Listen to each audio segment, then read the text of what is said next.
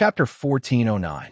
Destroy the Black Dungeon. The forbidden spirit's face was filled with hatred. He wanted Yi Fei to experience the fear of impending doom. He activated the various seals in the Black Dungeon in front of Yi Fei. The illusion in front of the three of them changed again. They had already gone from the pitch-black hell to a huge cage. Now, Yi Fei was standing in the middle of the cage. On three sides of him were iron walls made of 10,000-year-old cold steel. In front of him was a huge iron window. The iron that was thicker than an elephant's leg formed the strongest cage. It locked them inside like wild beasts. Despair flashed in Ruyin and Chaoyang Lu's eyes. Chaoyang Lu grabbed his hair in frustration and blamed himself. "It's all my fault. I shouldn't have entered the Black Dungeon without investigating properly. Not only did I implicate my sister, but I also implicated Brother Yi. Chaoyang, now is not the time to talk about this. Yi Fei, what should we do?" Ruyin Lu was still relatively calm. She had completely regarded Yi Fei as her pillar of support. "Chaoyang Lu, stand up if you're a man. There are no rewards without risks. What you need to do now is not to blame yourself, but to protect your sister." Yi Fei was helpless. Chaoyang Lu was now just like Xiajun. They were both inexperienced newbies. They were also weak and could not be counted on. "It seems like I can only rely on my own strength to get out." Yi Fei frowned and sized up the cage. Then, 8 heavenly dragons appeared behind him. These heavenly dragons were all twisted like 8 iron chains. They were tied together and attacked the iron window in front of them. The cage shook violently. Even the entire Black Dungeon shook violently. It was clear how terrifying the primordial heaven skill was. But at the same time that Yi Fei attacked, countless runes, arrays, and light walls appeared around the Black Dungeon. These things were the restrictions of the Black Prison, and they were also the sturdiest materials that supported the Black Prison. The spirit restriction was standing outside the iron window with a mocking expression. He coldly shook his head and said, "It's useless. The entire Black Prison is a solid cage. Unless you have enough strength to instantly destroy all the restrictions, you can only be imprisoned here. Then, you will collapse in despair and finally commit suicide." The words of the forbidden spirit made Ruyin Lu's face even paler. Xiaoyang Lu, on the other hand, was braver. He remembered Yi Fei's words and stood in front of Ruyin Lu. "I won't surrender, even if I die," Lu Xiaoyang roared. "Don't worry. As long as you don't die, we still have a long way to go. For now, close your eyes. The next scene might be very violent and dangerous." Yi Fei said in a low voice. Ruyin Lu and Chaoyang Lu were a little confused, but they were smart enough not to ask anything. They immediately closed their eyes and sealed their 5 senses, completely isolating themselves from the outside world. Yi Fei nodded his head and slowly closed his eyes. His consciousness instantly communicated with the undying sword soul in his body. Boom! Suddenly, a destructive aura exploded from Yi Fei's body. The aura was so terrifying that it caused the cage to creak. The spirit restriction looked at the scene in disbelief. Just a destructive aura was enough to break the cage. What kind of power was that?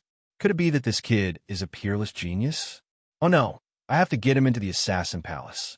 I have to use the martial emperor skeleton to suppress him.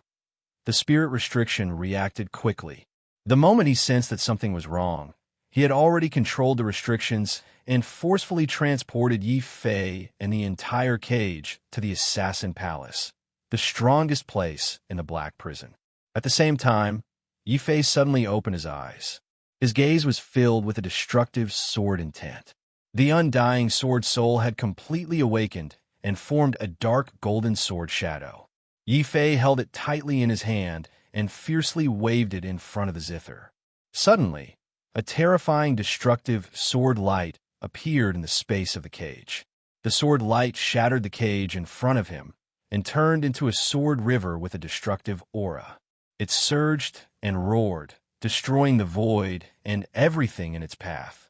The spirit restriction was horrified to see that the assassin palace, the strongest place in the Black Prison, was cut in half by the sword light. Countless martial emperor skeletons were destroyed by the sword light. The various powerful restrictions, runes, and light walls in the Black Prison were cut in half like tofu from the middle.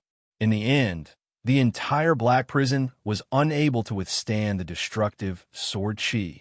The void shattered and the space collapsed. The entire Black Prison became extremely unstable.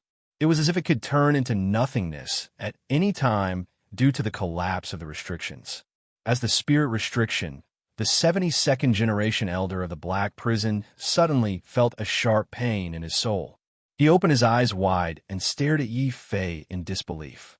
Sword soul, there is actually a sword soul hidden in your body. What kind of sword soul is that? If you want to know, go to hell and ask the king of hell. Yi Fei shook his head coldly. Sweat appeared on his forehead. Even if it was only 100,000th of the sword soul's power, it would be extremely difficult for him to control it at his current level. Fortunately, the Black Prison did not have the power of a martial emperor. Even the strongest undying skeleton was only equivalent to a quasi-emperor. This made him decide to use the undying sword soul to destroy all the restrictions in the Black Prison. As the restrictions were destroyed, the 72nd generation elder, who was the spirit restriction, was completely destroyed. All right, you can open your eyes now. Yi Fei called back the undying sword soul and turned to Lu Xiaoyang and Lu Xiaoyang. His voice directly turned into the sound of a sword and penetrated deep into their minds. Only then did they, who had sealed off their five senses, gradually awaken. Lu Xiaoyang opened his eyes and looked at the half-destroyed assassin palace in shock. The restrictions were destroyed, and the Black Prison was gradually collapsing. Brother Yi, what did you do? You even destroyed the assassin palace formed by the martial emperor skeleton. Lu Xiaoyang looked at the scene in disbelief. If Yi Fei's battle in the Bailey Empire had made him feel how powerful Yi Fei was, then Yi Fei's battle in the Black Prison had made him feel terrified. The holy son of your holy academy is really strong, Ruyan Lu exclaimed. Then she glared at Lu Xiaoyang. Only then did Lu Xiaoyang realize that he had asked too much. Moreover, it was Yi Fei's secret. He couldn't help but reveal an apologetic look. Brother Yi, I'm just too talkative. Please don't mind me. I promise that I won't tell anyone what happened today. I swear to, Lu Ruyan said hurriedly. She knew that what Yi Fei had just used was a secret weapon. It's okay. I have already destroyed the spirit restriction of the Black Prison. Go out and wait for me. I will be out in a while. Chapter 14:10. The complete domain without the restriction and spirit restriction. The Abyss Prison was obviously on the verge of collapse. Perhaps in a day or even less time, this space would collapse and turn into nothingness.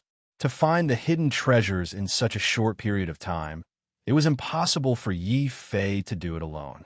So when he saw that Lu Xiaoyang and his brother had successfully left the Abyss Prison, Yi Fei immediately shouted, "Xiao Qiao, hurry up and come out to work." After all, Xiao Qiao ate and slept every day. It wasn't good to sleep and eat after sleeping. Yi Fei thought that it would be good to find something for Xiao Qiao to do. In the end, after shouting for a long time, he didn't see Xiao Qiao come out. When he entered the beastmark space, he saw that Xiao Qiao was still hiding under the blanket and refused to show his head. He was obviously frightened by Lu Xiaoyang's horror story. Not only did Xiao Qiao not want to see this Abyss Prison where the skinless ghost might be, he didn't want to come out. Yi Fei was speechless. He could only change his strategy and said, "Xiao Qiao, don't be afraid. I've already killed that skinless ghost. Hurry up and come out. There's a lot of good food here." Hearing that there was good food and that the skinless ghost was killed, Xiao Qiao wasn't afraid anymore. He grabbed onto the dragon turtle's tail and drooled. Xiao Qiao rushed out. As there was no spirit restriction to cover up his spiritual energy, Xiao Qiao's eyes widened the moment he came out. He threw the dragon turtle away and ran toward a certain direction of the assassin palace. What made Yi Fei feel strange was that the dragon turtle, who always liked to take advantage of him, didn't rush over to take advantage of him. Instead, it looked left and right, sniffing around and wandering around like a dog. Yi Fei was very puzzled. He only saw the dragon turtle roar a few times, as if it had smelled something. Then, with a black face, it quickly crawled out of the abyss prison. Clearly, the dragon turtle was still holding a grudge against Lu Xiaoyang. The moment it came out, it immediately chased after Lu Xiaoyang to seek revenge. At this moment, Yi Fei had already followed Xiao Chao into the distance and temporarily ignored the dragon turtle's actions. Soon, Xiao Chao followed the spirit energy and discovered several huge spirit veins. After discovering that there was indeed something delicious to eat, Xiao Chao happily pounced on a spirit vein and happily rolled around on it. 1, 2, 3, 10. There are so many spirit veins. Yi Fei's eyes lit up. At the same time, he understood how terrifying an assassin organization Black Jail was. Just these 10 spiritual veins were enough to build a powerful sect, and this was just a beginner-level assassin palace. If the spirit restriction didn't lie, then there's the intermediate sanctuary and advanced sanctuary above the elementary sanctuary. However, why have I never heard of the Black Prison in the Central Plains? Yi Fei was a little puzzled, but he still quickly took out the Sage's Pagoda and absorbed all the 10 spiritual veins. This took half a day, if not for the fact that the Sage's Pagoda was also a rare treasure with powerful abilities. Yi Fei could only watch as these spirit veins were destroyed along with the Abyss Prison. While Yi Fei was absorbing the spirit veins, Xiao Chao didn't stay idle. He continued to search for treasures in this collapsing Abyss Prison. As long as there was a treasure with spiritual energy, it couldn't escape Xiao Cao's senses. Soon, Xiao Chao discovered many strange blood bottles and blood-red crystals. Xiao Chao curiously picked up a crystal and took a bite. His face immediately turned ugly as he revealed a disgusting expression. He immediately threw away all the crystals and blood bottles. Xiao Chao don't. Yi Fei's heart ached when he saw this. He quickly ran over to save him. No matter how disgusting these things were, they were still a type of special bloodline. Hearing Yi Fei's cry, Xiao Chao reluctantly put down those things and ran around excitedly in search of delicious food. Yi Fei hurriedly stored the blood potions. The blood potions contained the complete Shadow Dancer bloodline. As for the bloodline crystals, they were all created by Black Prison. Since there was a problem with the bloodline, he decided to destroy them on the spot to prevent them from harming others. Roar! Just as Yi Fei was putting away the potion, Xiao Chao came running back with a group of bone demons. It was obvious that she was scared out of her wits. Yi Fei was also speechless. He had clearly checked that all the bone demons had disappeared with the destruction of the spirit restriction. He didn't know where Xiao Chao found so many bone demons. Xiao Chao still looked aggrieved. He pointed at the bone demons and asked Yi Fei to hurry up and beat up these bad guys who were chasing after her. Yi Fei found it funny, but he couldn't let Xiao Chao be bullied by a group of bone demons. He simply rushed over and smashed all the bone demons into pieces.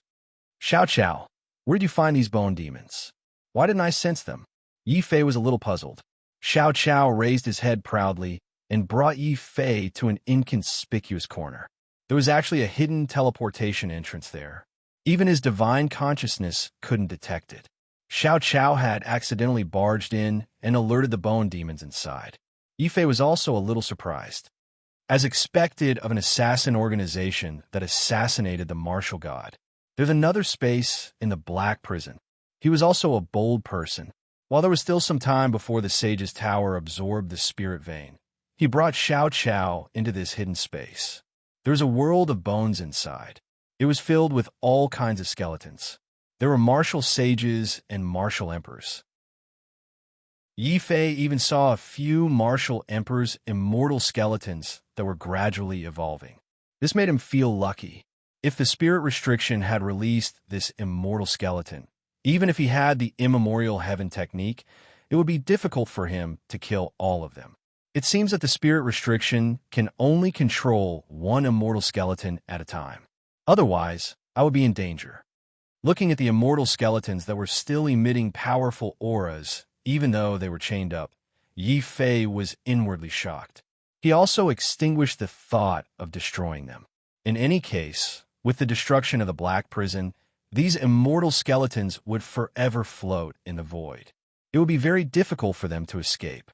And that's when he noticed the immortal skeletons. Yifei also noticed an altar in the middle of the white bones. This altar was completely made of martial emperor's bones. Even after tens of thousands of years, it still gave Yifei a feeling of surging, killing intent. The most terrifying thing was that there was a flight of steps on the ground of the altar. The steps were paved with human skin. The human skin emitted an extremely dangerous aura. The aura of a martial emperor. The Black Prison actually used the human skin of a martial emperor to pave the ground. Yifei's heart was filled with shock. Xiao Qiao already couldn't bear to watch and ran back into the beastmark space. However, Yifei didn't leave. This was because he saw a strange round ball on the altar paved with the human skin of a martial emperor. That round ball emitted the aura of a domain. Chapter 14:11. Leave. A day later, the black dungeon began to crumble after losing the restriction. Yifei's mood became heavy. The Black Dungeon was an assassin organization that could use the skin of a martial emperor to pave the ground. He felt a sense of oppression. I hope this is the only Black Dungeon in the Middle Province. Otherwise, I might be in trouble. Yifei was a little worried. First, there was the Human Demon Palace. Now, there was the Black Dungeon. He realized that the waters in the Middle Province were not ordinary. Not to mention, there were still martial emperor clans hidden in the starry sky. Who knew how many peerless geniuses might appear in the future? Perhaps this might really be a great era of martial arts. Countless geniuses and forces will form a dazzling martial arts era. Yifei recalled what the third dean, Shi Yingqing, had said to him before he left. Then, he put the complete sphere of light he had obtained from the altar into an empty space belt. He did not rashly absorb it. Obtaining a complete domain was beyond his knowledge. He decided to bring it back to the northern region and study it carefully. Finally, Yifei put away the Saint Pagoda. There were 10 spirit veins in it. In addition to the 50 spirit veins from before, Yifei now had 60 spirit veins in the Saint Pagoda. This number was almost equivalent to the total number of spirit veins in the Saint Court. Yifei felt that he hadn't come here in vain just from the spirit veins that he had harvested, even though Xiao Qiao had also discovered many places with spiritual energy. Yifei decided to leave the Black Dungeon as soon as possible. Before leaving, he once again slashed the White Tiger Divine Sword and the Vermilion Bird Divine Sword into the void. The White Tiger tore the void apart while the Vermilion Bird burned the earth. The already shaky space was completely destroyed. It collapsed and turned into nothingness, disappearing before his eyes. Yifei's figure reappeared in the middle of the abandoned house. However, it had become an ordinary abandoned building. Heavens, where did this big tortoise come from? It's too much of a bully. If I don't kill this tortoise today, I swear I'm not human. Just as he returned to the house, Yifei saw a scene that made him speechless. He saw a big black tortoise chasing Lu Xiaoyang all over the place. If Lu Xiaoyang was slightly slower, the big black tortoise would immediately open its mouth to bite him or spit out a small flame. In just half a day, Lu Xiaoyang had been bitten no less than 100 times. Teeth marks on his hands and legs. His clothes were tattered, and there were many black holes in them. As Lu Xiaoyang ran, she wanted to help a few times, but she was afraid of angering the big black tortoise and hurting her brother.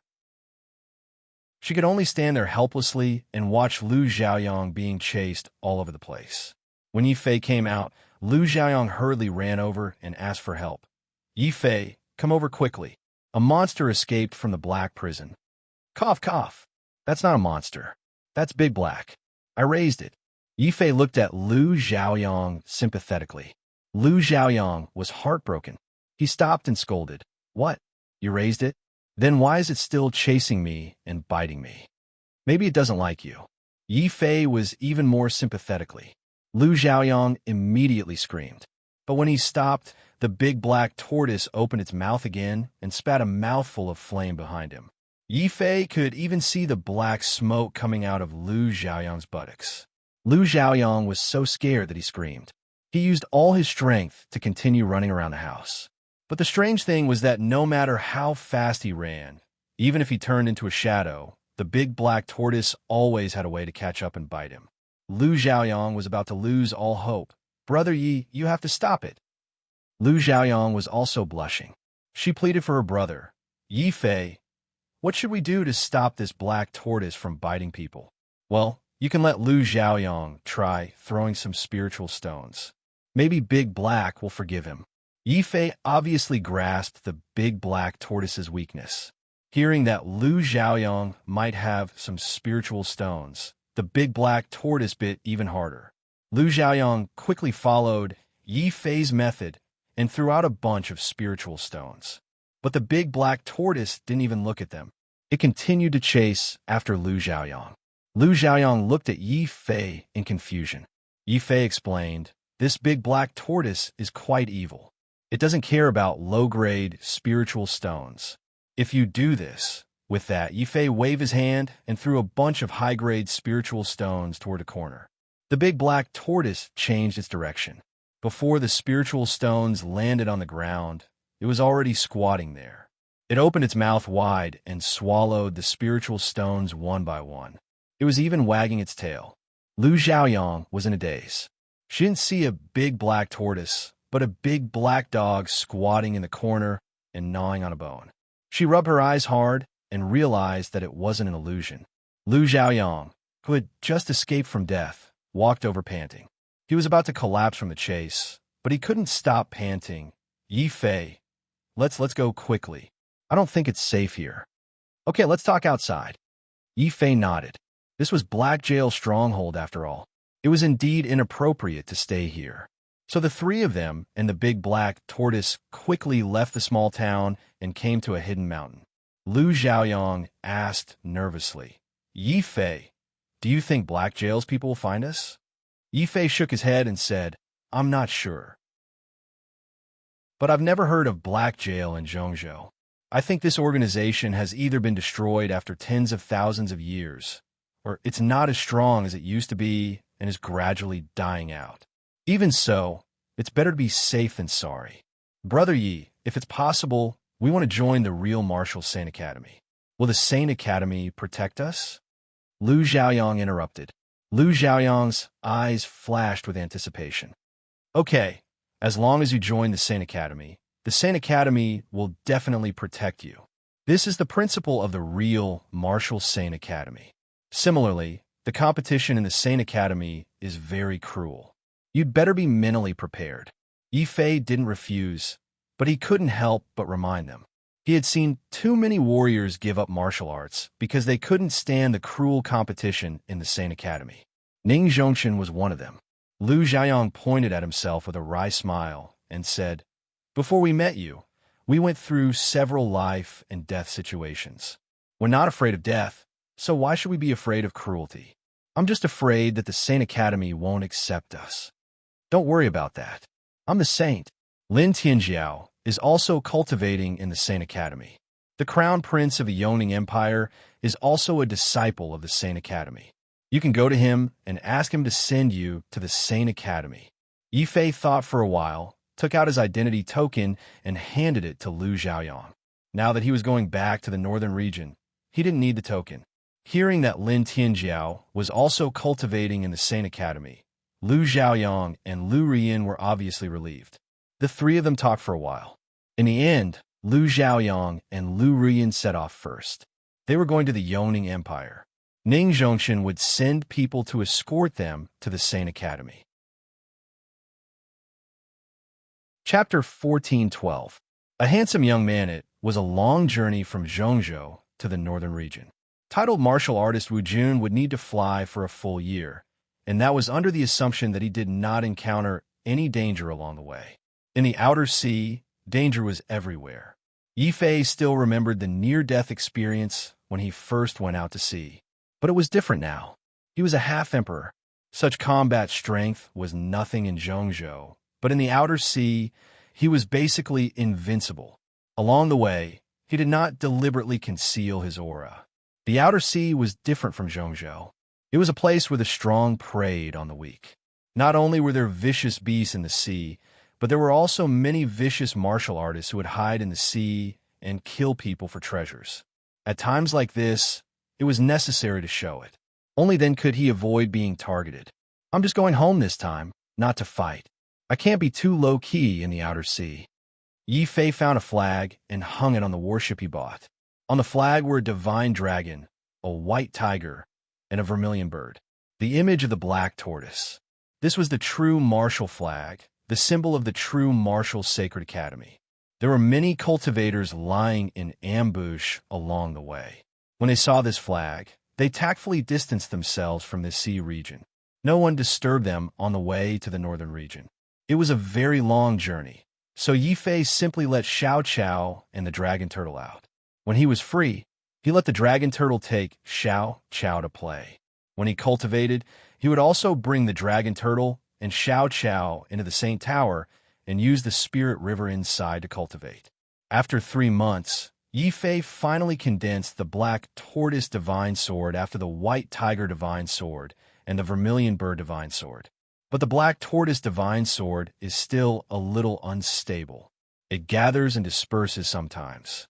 It should have something to do with the true martial four signs being an incomplete Archean celestial art. I still need at least half a year to use it freely. Yi Fei sighed. Only those who truly cultivated it would know how difficult it was to cultivate the Archean celestial art.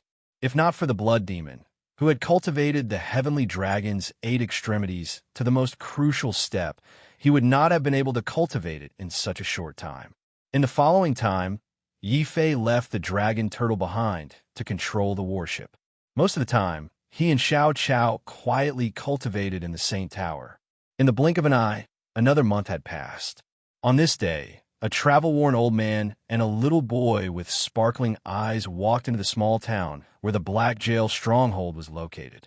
The little boy held his grandfather's hand and asked innocently, "Grandfather, when we enter the town later, can I kill everyone inside?" "Why did you kill the people inside?" Grandpa asked curiously. "Because I want to become a black prison killer like you. Killers must be cold and heartless. Their hands must be stained with blood.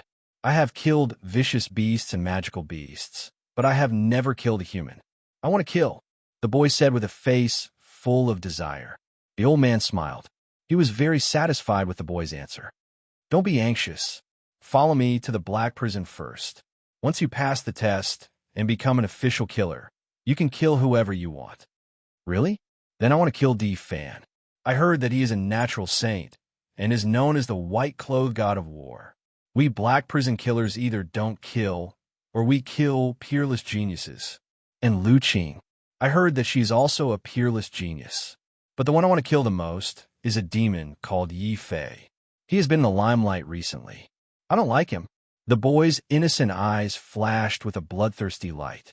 Then the old man and the boy walked into the quiet town. A month later, Yi Fei's battleship entered the Xieshio Sea.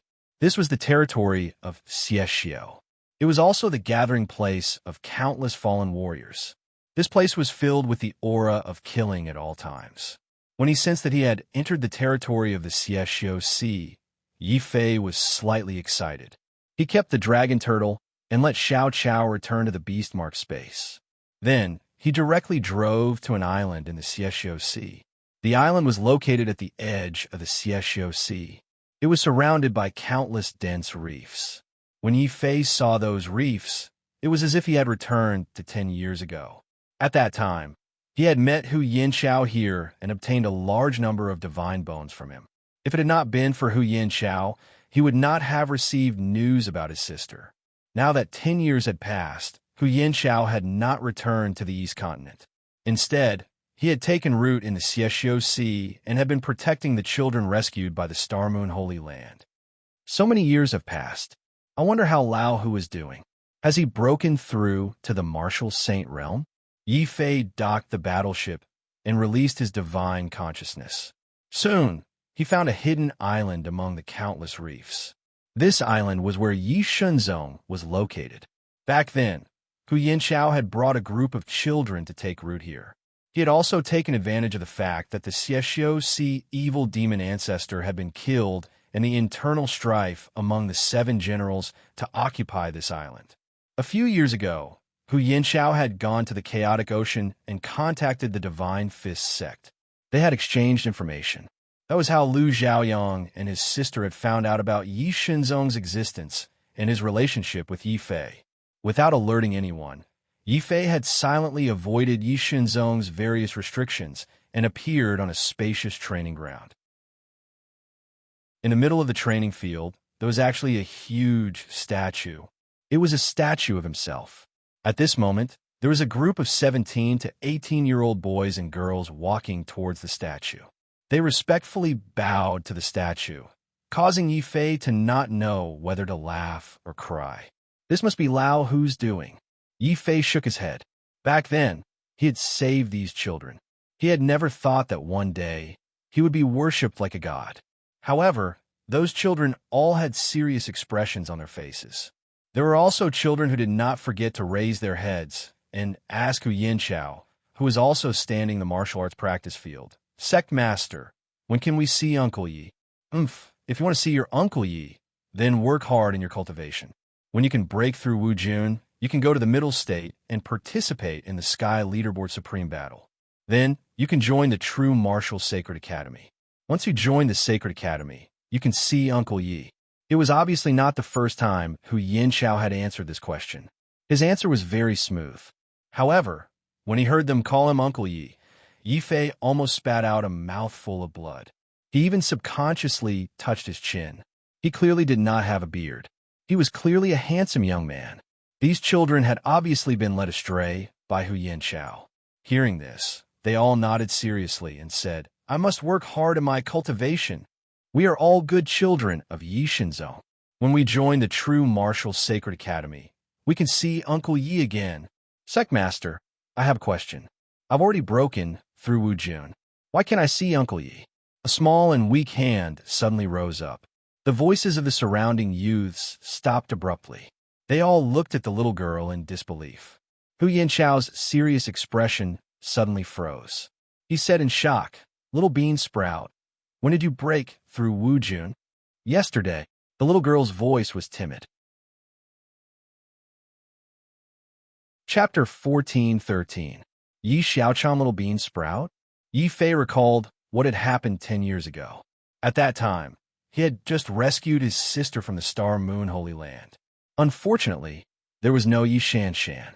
There was only a little girl who was much younger than Yi Shanshan. At that time, the little girl was as thin as a match. She had been tortured to the point of death. It was also because he was touched by the little girl that Yi Fei made up his mind to save these children at the cost of his own life. Among them was Little Bean Sprout. It seems that Little Bean Sprout is a very powerful genius.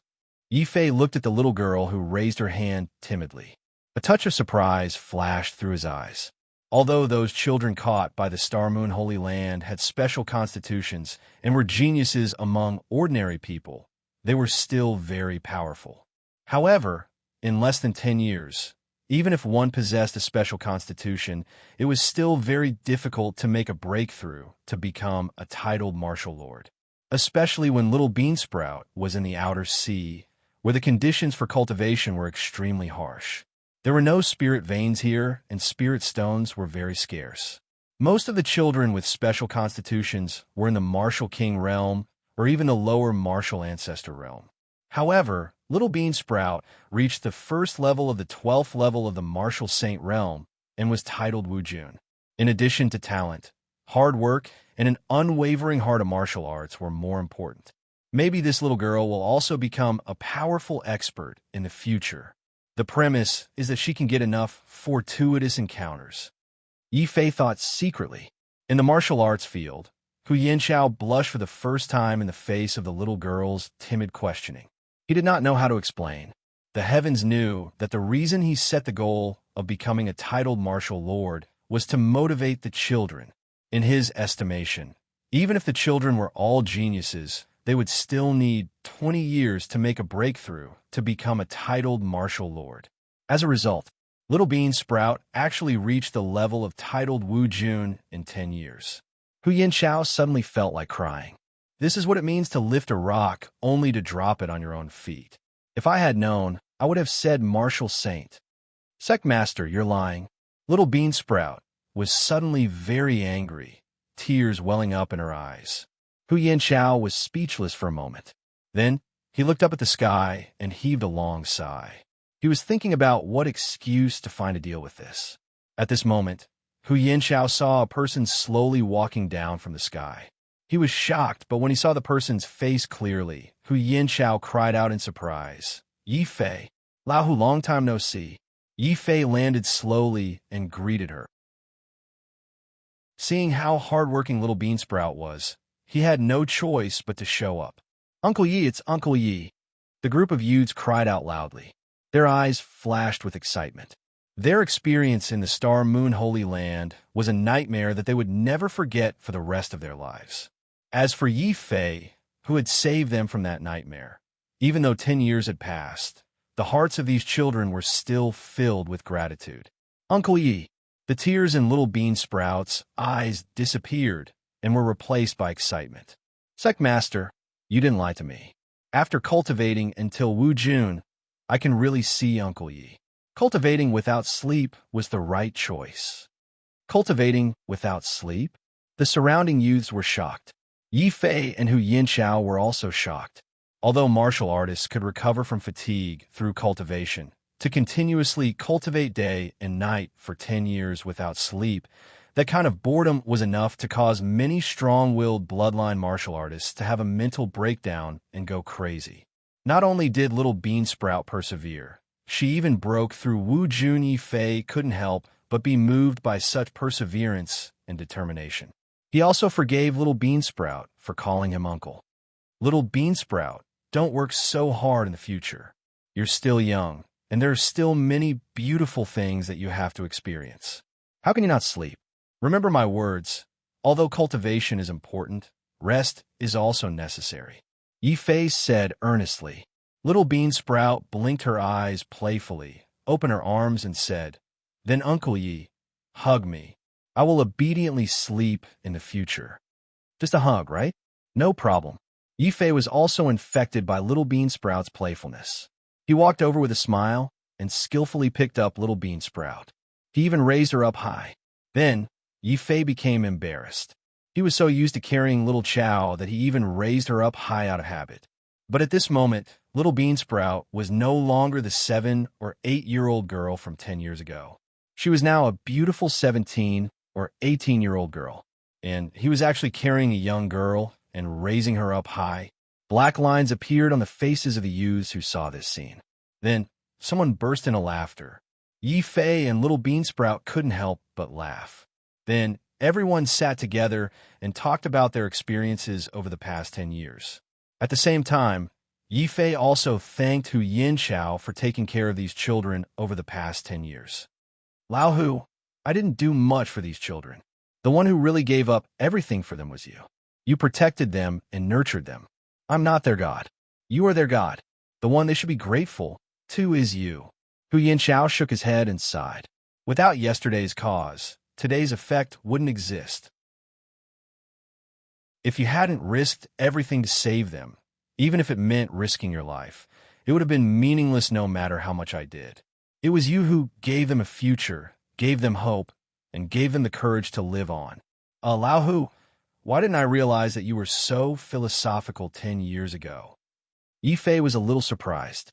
Hu Yanchao jokingly scolded, "I'm a few decades older than you. Naturally, I see things more deeply than you youngsters. All right, how are you doing at the True Martial Sacred Academy? Why isn't Xia Jun back?" It's a long story. Yi Fei was also very emotional. "Uncle Yi, Sect-master, we have plenty of time. We can talk about it slowly. Let's eat first." At this moment, Little Bean Sprout led a group of boys and girls over with a lot of food. Yi Fei and Hu Yanchao also hurried over to move the table and chairs. The entire Divine Yi sect became lively. However, he could feel the respect and worship that the children had for him from the bottom of their hearts. Yi Fei felt a little guilty. He felt that he didn't do anything but received such a generous reward. He felt a little guilty. All right, doesn't Little Bean Sprout have a name?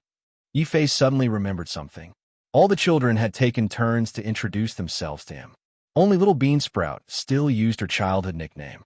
Hu Yinxiao pointed at Little Beansprout and said, "This child is stubborn. She said that her life was saved by you, so she wants you to give her a name. Now that you're here, why don't you give her a name?" Give Little Beansprout a name? Yi Fei was startled for a moment. But when he saw the anticipation in Little Beansprout's eyes, as well as the fact that she had been cultivating day and night just to see him again, Yi Fei sighed. He knew that he couldn't bear to refuse such a pure and kind Little Beansprout. Chapter 14:14. Accepting a disciple. Yi Xiaochan, this is my name? Great, I have a name. I finally have a name. From now on, I am Yi Xiaochan. Little Beansprout jumped up happily. The other youths looked at her enviously, but they didn't have Yi Xiaochan's determination and perseverance to cultivate day and night for 10 years. Even Hu Yinxiao couldn't help but sigh with emotion when he learned of Yi Xiaochan's cultivation method. Then he looked at Yi Fei and said, "Yi Fei, it's a pity that Xiaochan was left in the outer sea. Although she doesn't have a special bloodline, her hard work and determination are stronger and more resolute than any other genius with a special bloodline. A good seedling like her should be able to go even further on the path of martial arts. If possible, I would like you to accept Xiaochan as your disciple." Accept a disciple? Yi Fei was stunned. Yi Xiaochan was also shocked and returned to her timid self. She waved her hands and said, "No, I don't have the qualifications to be Uncle Ye's disciple. I only want to be a servant girl and serve Uncle Yi for the rest of my life." Hearing this, Yi Fei was both touched and amused. A little girl who could cultivate day and night for 10 years. How much perseverance did she have? Not to mention him, even peerless geniuses like Di Fan and Lu Qing couldn't compare to Yi Xiaochan in terms of perseverance. Even if Hu Yinxiao didn't say anything, he couldn't let Yi Xiaochan go to waste like this. Cough, cough. Now that I'm the saint of the true martial sacred courtyard, I should have the qualifications to accept a disciple, right? Yi Fei rubbed his chin and looked like he was thinking. Hu Yinxiao reacted quickly and gave Yi Xiaochan a look. The little girl immediately knelt down and said, "Disciple Yi Xiaochan greets master." Saying this, she was about to kowtow. Yi Fei raised his hand and helped Yi Xiaochan up. "Since you want to take me as your master, then you must remember that my disciple must be indomitable. Even if you are a girl, it's the same. We can die standing, but we can't live kneeling." "Yes, disciple will remember," Yi Xiaochan said happily. Yi Fei was very satisfied to have such a resolute disciple as his disciple. However, Yi Fei saw the fervent and hopeful gazes of the other youngsters. So, he thought for a while and said, "How about this? I will also give you a chance. Whoever can reach the semi-sage realm within 20 years can also become my disciple." 20 years. This was Yi Fei's minimum requirement. This was also the minimum requirement for geniuses in the Central Plains. In the Central Plains, if a warrior didn't break through to the half-saint realm before the age of 30, it would be very difficult for him to catch up with those geniuses with special bloodlines. Hu Yinxiao naturally understood this point. He immediately regained his dignified expression and fiercely ordered, "Did you all hear Uncle Ye's words? Within 20 years, all of you must cultivate diligently and reach the semi-sage realm. Yes, we'll definitely cultivate with all our might and break through to the half-saint realm in 20 years. We'll become Uncle Ye's disciples." The youths all looked very determined. However, Yi Fei knew that if they didn't have enough willpower and perseverance within such a long time, it would be very difficult for them to meet his requirements. After all, the path of a warrior was a bloody one. On this path, there was the blood of enemies, but more of it was one's own blood. "Xiaochan, come with master." Since he had already decided to take Yi Xiaochan as his disciple, Yi Fei naturally had to take out the best things and cultivate this disciple seriously. He called Yi Xiaochan to the cultivation room alone. After thinking for a while, he took out 2 drops of bloodline crystals and said, "Xiaochan, your willpower is unparalleled, but your aptitude still needs to be improved. You don't have the same opportunities as Master to walk the path of despair. If you want to catch up with those bloodline geniuses, or even surpass them, the only way is to let you have a special bloodline. Master now has two bloodlines. One is the Wind-Frost bloodline, and the other is the Heavenly Spirit bloodline. Which bloodline will you choose? Yi Xiaochan tilted her head, glanced at the two bloodlines, and asked, Master, which bloodline is stronger? It's hard to say. Between these two bloodlines, the Wind-Frost bloodline is more inclined towards attacking, while the Heavenly Spirit bloodline is more for increasing comprehension, Yi Fei said in a deep voice. He took out Lu Rufing's and Qin Wuyang's special bloodlines. Fusing with either bloodline was enough to give Yi Xiaochan the potential of a saint. However, in the end, Yi Xiaochan still chose the Wind-Frost bloodline. Xiaochan wants to become a powerful warrior and be like Master, protecting those who need protection. The little girl's eyes were filled with determination. What Yi Fei admired was her determination. After spending 3 days helping Yi Xiaochan successfully fuse with the Wind-Frost bloodline, Yi Fei took out the complete battle demon Dao and handed it to Yi Xiaochan. This is Master's body tempering technique. Back then, I took the Demon Emperor as my master and learned this technique. Since then, I've rarely met a match for my physical body. Later on, I obtained the complete technique in the land of buried gods. Now, Master will teach it to you. As for the true martial four forms, I'll teach you Master's White Tiger Divine Sword for now. It won't be too late to learn the rest after you've cultivated it and joined the true martial sacred court. Yi Fei considered that the battle demon Dao had a demonic nature. Back then, the human demon had used this point to cause him to fall into darkness in the land of buried gods. Although Yi Xiaochan's determination was unparalleled, she was still a 17-year-old girl. Her mind wasn't fully mature yet.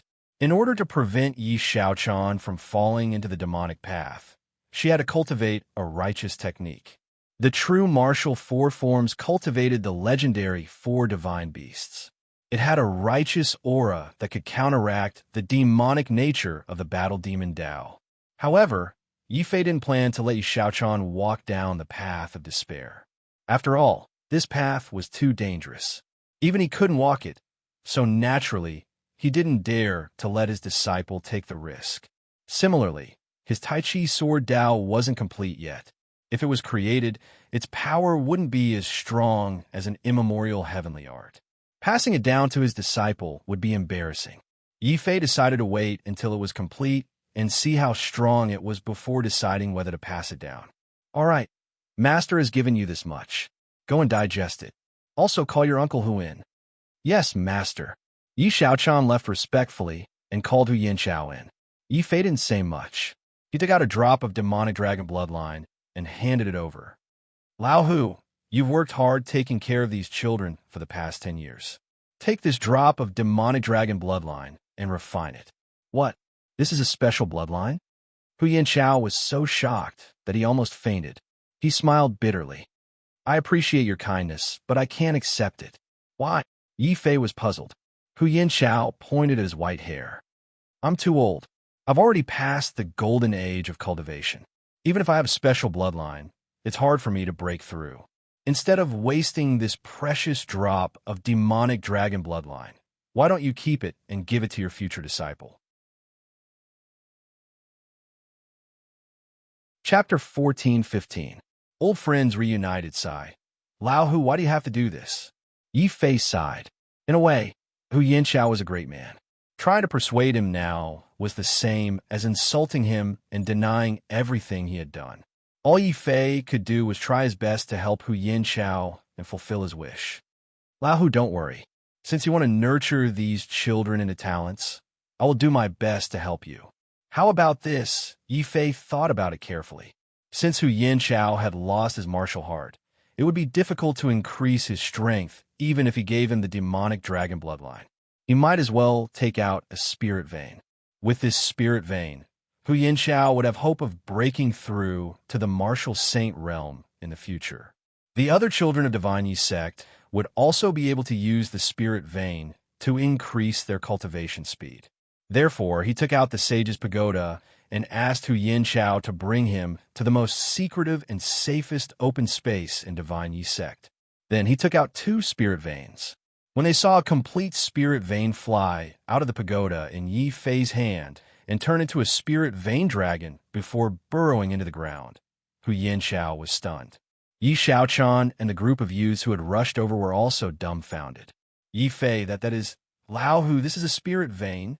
I don't have anything to help you with. The only thing I can do is to provide some resources for your cultivation. Yi Fei smiled. This way, he would be able to repay the children he had saved. As for how much they could cultivate with these 2 spirit veins, that would depend on their own luck. As the 2 spirit veins drilled into the ground, the originally desolate island of Yi Shenzong suddenly had a light spiritual aura. Once the 2 spirit veins completely merged with the island, it was believed that this desolate island would immediately become a sacred place for cultivation. Hu Yin-Chao was so excited that his entire body was trembling. He grabbed Yi Fei's hand tightly and choked out, "Yi Fei, Hu Yin-Chao, can't guarantee anything else, but I will do my best to nurture these children. That's your problem. After all, they are your children." Yi Fei smiled. "My children?" Hu Yin-Chao was stunned. Then he laughed happily and nodded vigorously. "That's right, they're my children, the most important children." Hu Yin-Chao was overjoyed. With these 2 spiritual veins, it wouldn't be long before Divine Yi sect became the strongest force in the heretical cultivator sea. They would no longer have to worry about the threat of those Xieshios. It's fate that brought us together. Since there's still time, let me preach the Tao to you all. Yi Fei walked up to the sky. He sat down cross-legged on a white cloud and faced the entire Divine Yi sect. Yi Xiaochan led a group of young boys and girls and sat on the ground seriously, looking up at the sky. Hu Yin-Chao became even more excited. After all, Yi Fei was now a half-step emperor and the holy son of the true martial sacred academy. Yi Fei was completely qualified to preach the Tao like a martial emperor. This time, Yi Fei happened to be preaching the Tao of the martial sage. Most of it was his personal experience, but some of it was the summary of his experience in the Sacred Academy.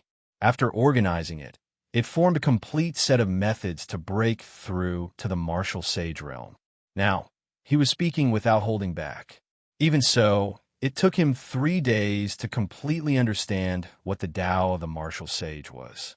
As for how to break through to the martial sage realm, that would depend on one's luck. Hu Yin-Chao was the first to wake up from his cultivation. He looked at Yi Fei, who was walking down from the sky, and sighed. "Yi Fei, are you leaving? Aren't you taking Xiaochan with you?" "It's not time yet. I have too many enemies in the Central Plains. The competition in the Sacred Academy is also very fierce. Xiaochan is still young. She still needs more training. It's better to let her stay here and continue cultivating. When she breaks through to the half-step saint realm, she'll be qualified to enter the Central Plains and look for me," Yi Fei said. "Half-step saint? It's fine if you're abnormal, but your requirements for your disciple are also so abnormal. She's only 17 years old," Hu Yin-Chao said bitterly. "In the Central Plains, there are many geniuses who have already reached the half-step saint realm by the age of 17. Compared to them, our starting point is too low. If we want to catch up, we can't slack off for even a moment. Lao Hu, I'm leaving. Let Xiaochan train more." After waving goodbye to Hu Yin-Chao, Yi Fei instantly left the Yi Shenzong. He didn't tell Hu Yin-Chao that he had left Yi Xiaochan here with the intention of training her. The Xieshio Sea was also a very suitable place for low-level warriors to train. Yi Xiaochan would only be able to adapt to the cruel competition in the true martial sacred academy after she had trained in the Xieshio Sea. Today's cruelty is for tomorrow's survival. Yi Fei stood on the deck. Beside him was Xiao Chao, who was chasing the dragon turtle. With his strength as a half-step saint, he was basically invincible in the outer sea. Therefore, he wasn't too worried that Xiao Chao would be discovered. The flag of the Sacred Academy, hanging on the warship, was enough to make the Xieshio Sea shrink back. After passing through the Xieshio Sea, Yifei's warship smoothly entered the chaotic ocean. This was now the territory of the Divine Fist sect. There were also a large number of warriors from the northern region cultivating here. Yifei didn't have to worry about Xiao Chao encountering any danger. In the distance, a great battle was happening on the surface of the sea. Several disciples of the Divine Fist sect were encircling a sea beast that was causing trouble in the sea. At this moment, they saw the warship slowly approaching from the distance. The disciples of the Divine Fist sect were stunned. While they were in a daze, the vicious beasts in the sea suddenly attacked one of the disciples. At this moment, a loud shout came from the distance. Then, a huge sword heavily smashed on the head of the vicious beasts. Boom! Waves rolled and blood splattered. A majestic and heroic swordsman stood upright on the waves. Then, he noticed the battleship that was slowly approaching and the symbol of the Saint Institute hanging on the battleship. Why is the Sacred Academy's warship in the chaotic ocean? Hero Jing, that seems to be the Sacred Academy's flag. A disciple of the Divine Fist sect realized. That heroic swordsman was Jing Wushou. Hearing their reminder, Jing Wushou's face suddenly showed great surprise. The Sacred Academy of the True Martial Academy? Is Yifei back?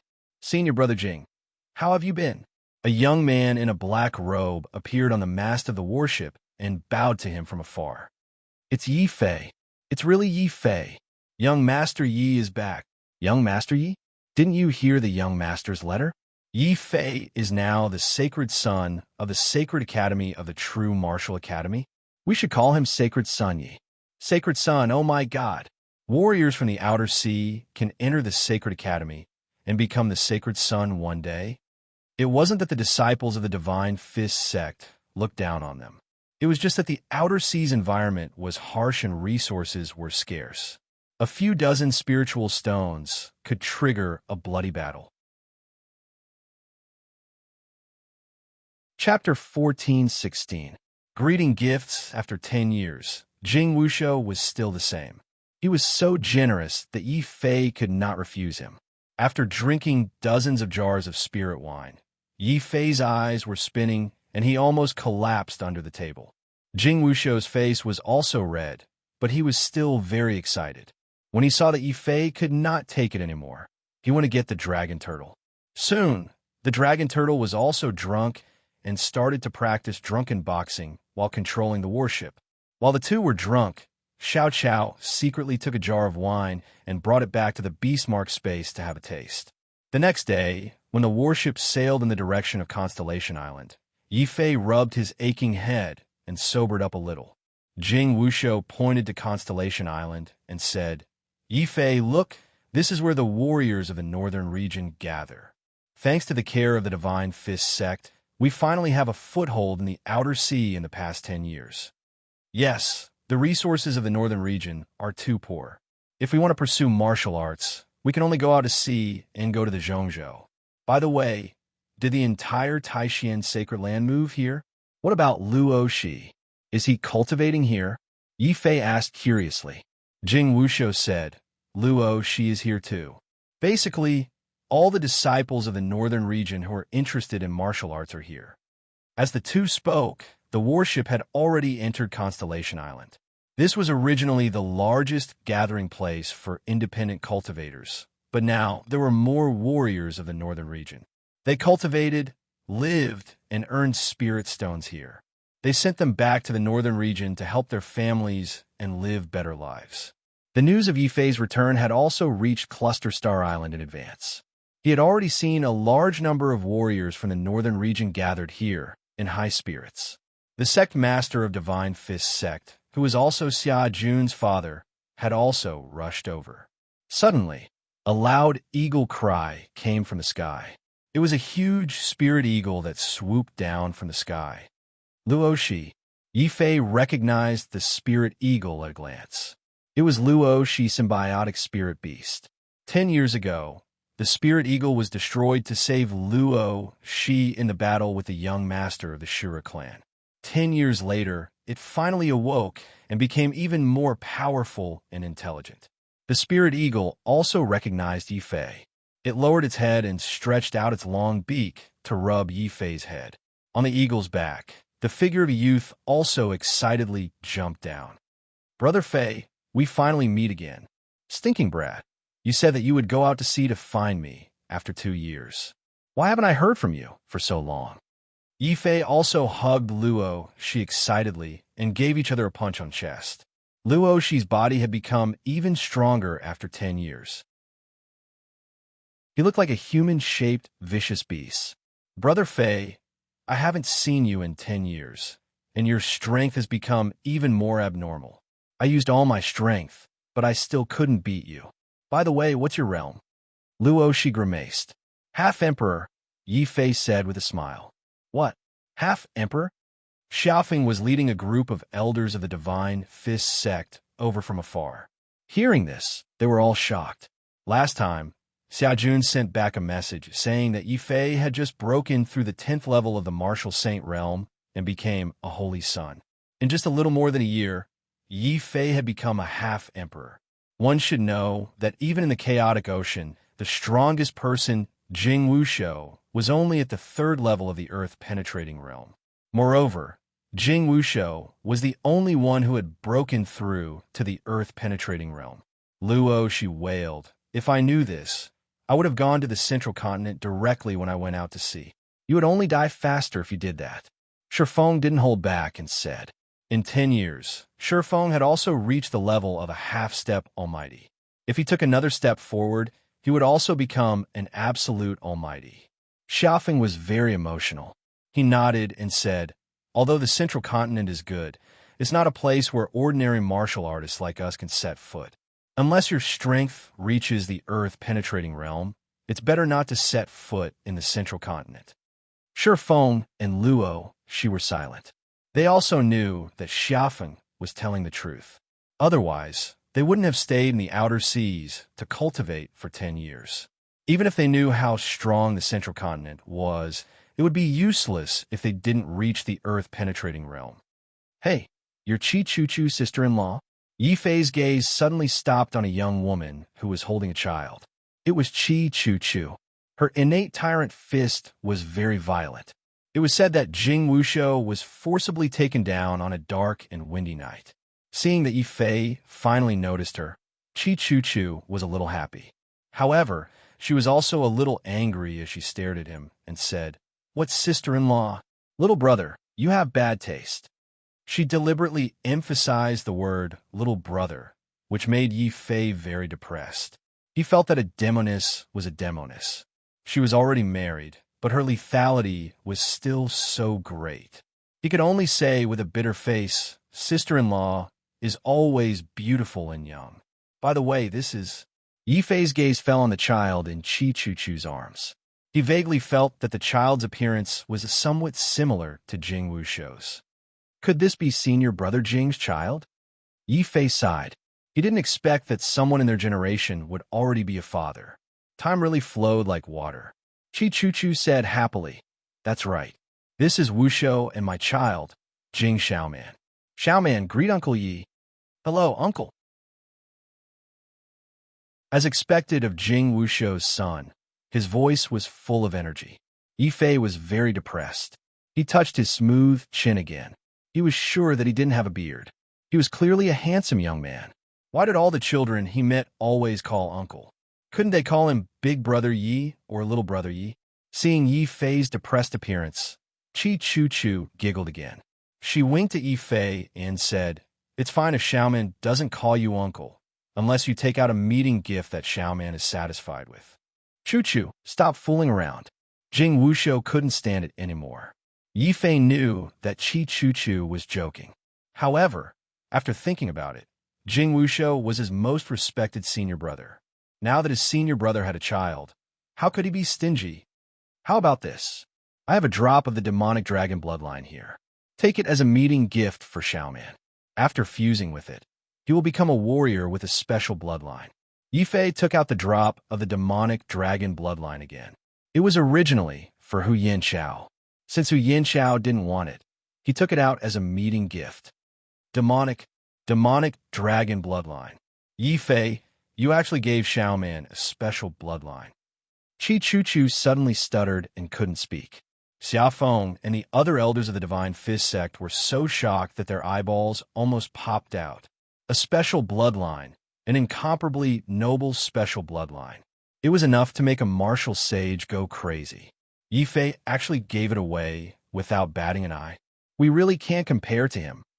The former crown prince of the Nanman Kingdom, Gu Man, was also in the crowd. He also had the ancient Nanman Kingdom's barbarian king bloodline. Unfortunately, it was very thin and difficult to awaken.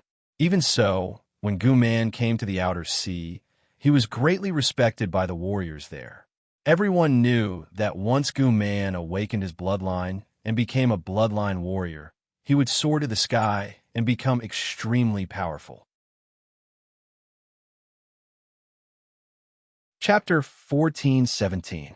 Home just like that, under the envious gazes of many warriors, Jing Wuxiu's son successfully integrated the demonic dragon bloodline. This greatly stimulated everyone's martial spirit. After all, many people knew that Yi Fei had a body abandoned by the heavens. This was a useless body that was destined to have no future in martial arts. Even so, Yi Fei still bravely advanced and broke through to the half-emperor realm. His success was a great encouragement to many of the young martial artists present. It seems that we've been living too comfortably for the past 10 years. It's time for us to go out and explore. Jing Wuxiu sighed. Luo, she was depressed. So what if we go out? We're just ordinary warriors. Even if we go to Zhongzhou, it'll be difficult for us to gain a foothold. I can help you with this. After all, one was his brother, and the other was his respected senior brother. As long as they had a firm martial spirit, Yi Fei would not give up on them.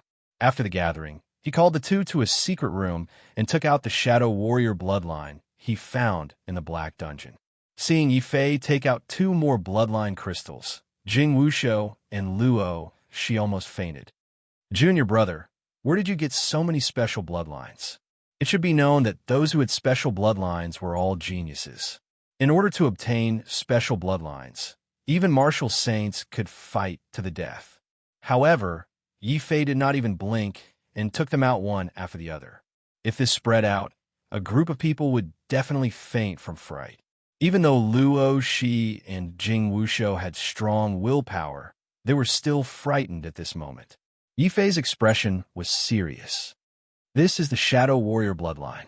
It's different from the low-level demonic dragon bloodline. If it awakens, there's a certain chance of awakening a high-level bloodline. Luo, she was puzzled. Brother Fei, since you have the Shadow Warrior bloodline, why didn't you give it to Xiao Man instead of the low-level bloodline? Junior brother Yi, do you have any concerns? There should be a problem with the origin of these bloodlines, right? Jing Wuxiu's eyes flashed as he asked in a deep voice. Yi Fei nodded. I took these bloodlines from an assassin organization called Black Dungeon. Unless it's someone I trust, giving them to others is harming them. Now, have you made up your mind to refine this bloodline? Seeing his serious expression, Luo Shi and Jing Wuxiu's expressions also became serious. Then, Jing Wuxiu was the first to pick up the Shadow Dancer bloodline. Wealth comes from danger. Master had said that on the path of martial arts, one must press forward courageously. I've been stuck on a martial path for too long. Now that I have a son, I have nothing to worry about. It's time for me to pursue my martial path. Jing Wuxiu's eyes lit up. Luo, she picked up another bloodline crystal and said solemnly, without strength, I can't even decide my own life and death. I want to become stronger. I want to walk to the peak of martial arts together with Brother Fei. For this goal, it's worth it even if it's a little risk. Sigh, I hope you've made the right choice. Yi Fei sighed. To be honest, he had hesitated for a long time when he took out the Shadow Warrior bloodline. However, this was the only bloodline crystal he had that could awaken a high-level bloodline. Even the demonic dragon bloodline was a level lower. Now, Yi Fei could only hope that the assassin organization, Black Jail, had already perished after tens of thousands of years.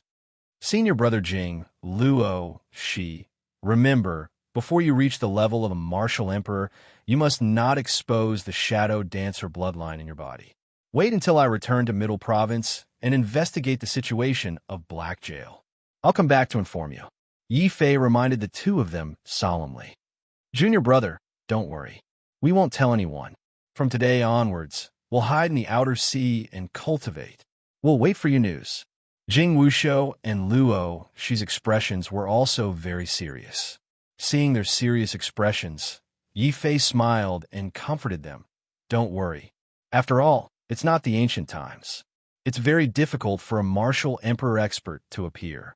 No matter how strong Black Jail is, without a martial emperor, they won't be a threat to us. Oh right, before I leave, I'll leave 2 spiritual veins on Constellation Island.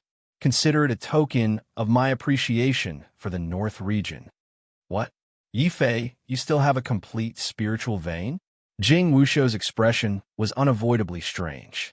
Luo Shi asked directly, Brother Fei, did you become a bandit in Middle Province? What kind of person did these two take him for?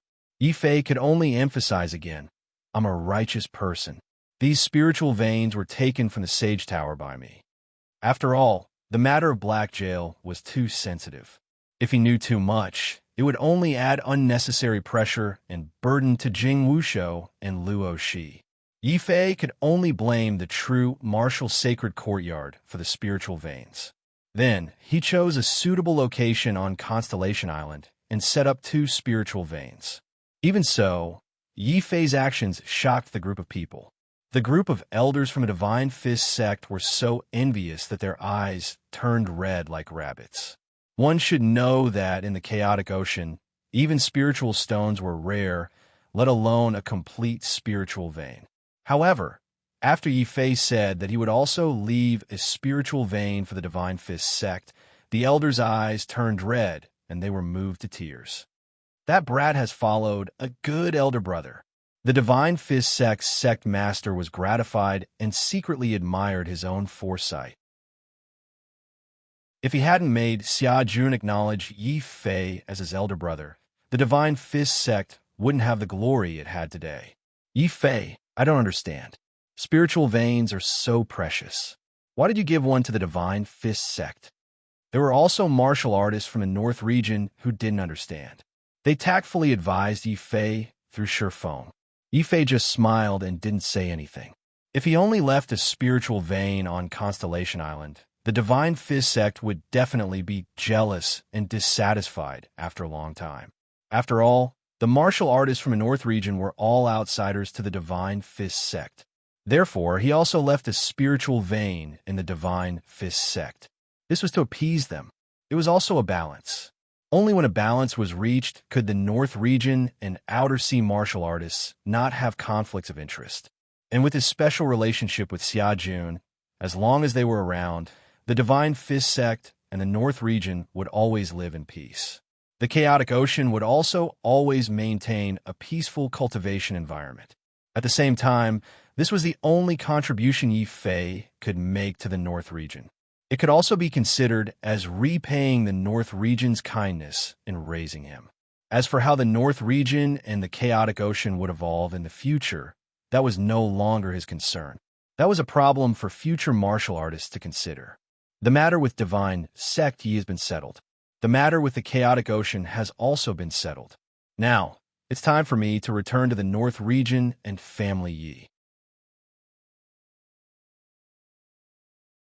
Chapter 1418. Unprecedented splendor. The sea in the northern region was still the same. There was no wind or waves, and it was very calm. The martial god's restriction shrouded the entire northern region. It also prevented non-North region warriors from entering, including those above Wujun. Those below Wujun would not be able to cause too much of a stir. Of course, this kind of restriction was only targeted at 4 martial artists. As for the martial artists who returned from the northern region, the restriction would not stop or suppress them. Therefore, Yi Fei's current realm was still at the half-emperor realm. With his powerful strength, he could already see land after sailing on the sea for half a month. There were fishermen dragging their fishing nets back from the sea. Many villages by the sea were already covered in thick smoke. A large number of warriors had left the northern region for the outer seas. The originally quiet seaside villages and small towns gradually became lively. Unique inns had already been built at the entrances of many small villages. Signs with the word wine stuck out from the verdant bamboo forests. Groups of warriors who had just returned or were preparing to go out to sea were sitting around tables outside these villages. They were discussing the local customs of the Northern Territory and debating about their martial arts. Occasionally, there would be children from the village running out with knives, swords, and harpoons. They stood far away and listened to the discussions of the martial artists.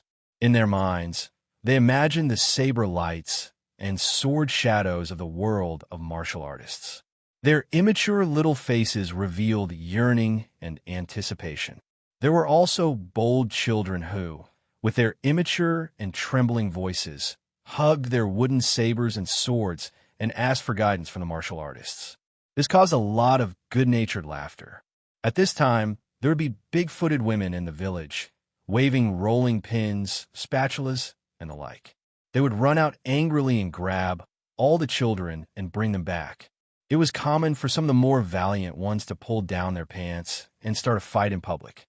To these ordinary villagers, the world of warriors was too mysterious and too dangerous. It was a world of blood and corpses. They would rather their children live a peaceful life than experience those terrifying flashes of swords and sabers. This naturally caused the cultivators to burst into laughter again. Yi Fei also smiled. The men of the Northern Territory revered courage and bravery. Just a few beatings would not scare away the children's yearning for the world of martial artists. Instead, it would deepen the mystery of the world and attract them to continue exploring. After walking past these noisy and bustling villages, the real 18 kingdoms of the North Sea were right in front of them. Yi Fei had heard that in the 10 years he had been away, the original 18 kingdoms had all disappeared. Now, only one kingdom remained, and that was the North Sea Kingdom. Zhao's royal family became the royal family of North Sea Nation.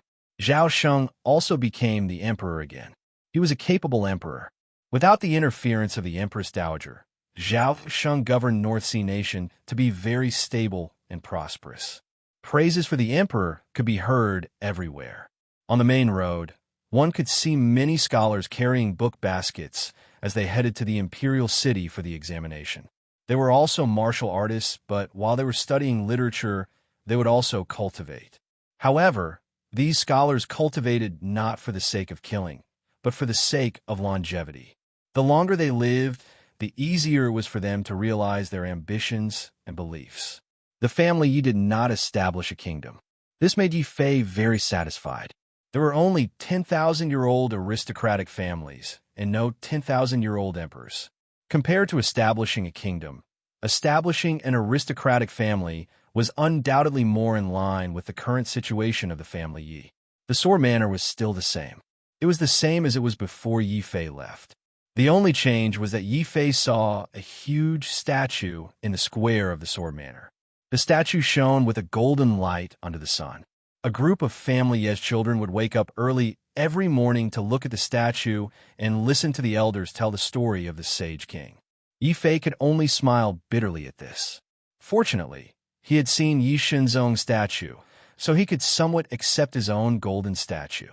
Then he spread out his divine sense and enveloped the entire North Sea Pass and the Sword King Mansion. He saw the flood dragon Blackie playing in the big pond. He also saw many young disciples of the Yi family training hard on the martial arts field. He also saw a study hall. Inside, there were learned scholars hired by the Yi family. They were teaching many young children about poetry and etiquette, advocating respect and courtesy. As his psychic consciousness went deeper, he sensed many powerful people who were cultivating in seclusion. They were all titled battle pet warriors, Wu Jun. He was familiar with many of them, such as Jin Jizi from the Taishan Holy Ground and the Dean of Tianyan Wufu. After a long time, those seniors had also reached the titled Wu Jun's level, which made Yi Fei quite happy. Finally, he began to sense Yi Jian's energy. Soon, in the inner hall of the Sword Manor, he sensed Yi Jian's energy and the energy of many elders of the family Yi. In 10 years, those elders had made great progress. The weaker ones had reached the martial grandmaster realm, and the stronger ones had reached the martial lord realm. There were also many new faces. Some of them were still very young, but they were able to attend important meetings of the family Yi. Undoubtedly, they were the rising talents of the family Yi. At the moment, Yi Jian was gathering the core management of the family Yi to discuss the future development of the family Yi. At this moment, everyone felt dizzy. In the inner hall, there was actually a figure in a black robe, which scared many of the young experts of the Yi clan half to death. Someone had broken into the inner hall of the family Yi without making a sound. That was unbelievable. A young elder unleashed his spiritual ether, trying to take down the intruder on the spot. Yi Jian, who was sitting at the head of the table, waved his hand majestically to stop them. Then he stood up excitedly. Yi Fei, Uncle Jian isn't dreaming, is he? Uncle Jian, you're not dreaming. I'm back. Thank you for your hard work. Yi Fei saw Yi Jian's white hair. He knew that Yi Jian had sacrificed a lot for the family Yi to achieve what it was today. Yi Fei, he's the Holy King Yi. The Holy King is back. That's great. I can't believe I've met the Holy King of the family Yi. Many young elders of the family Yi hurried to greet him excitedly.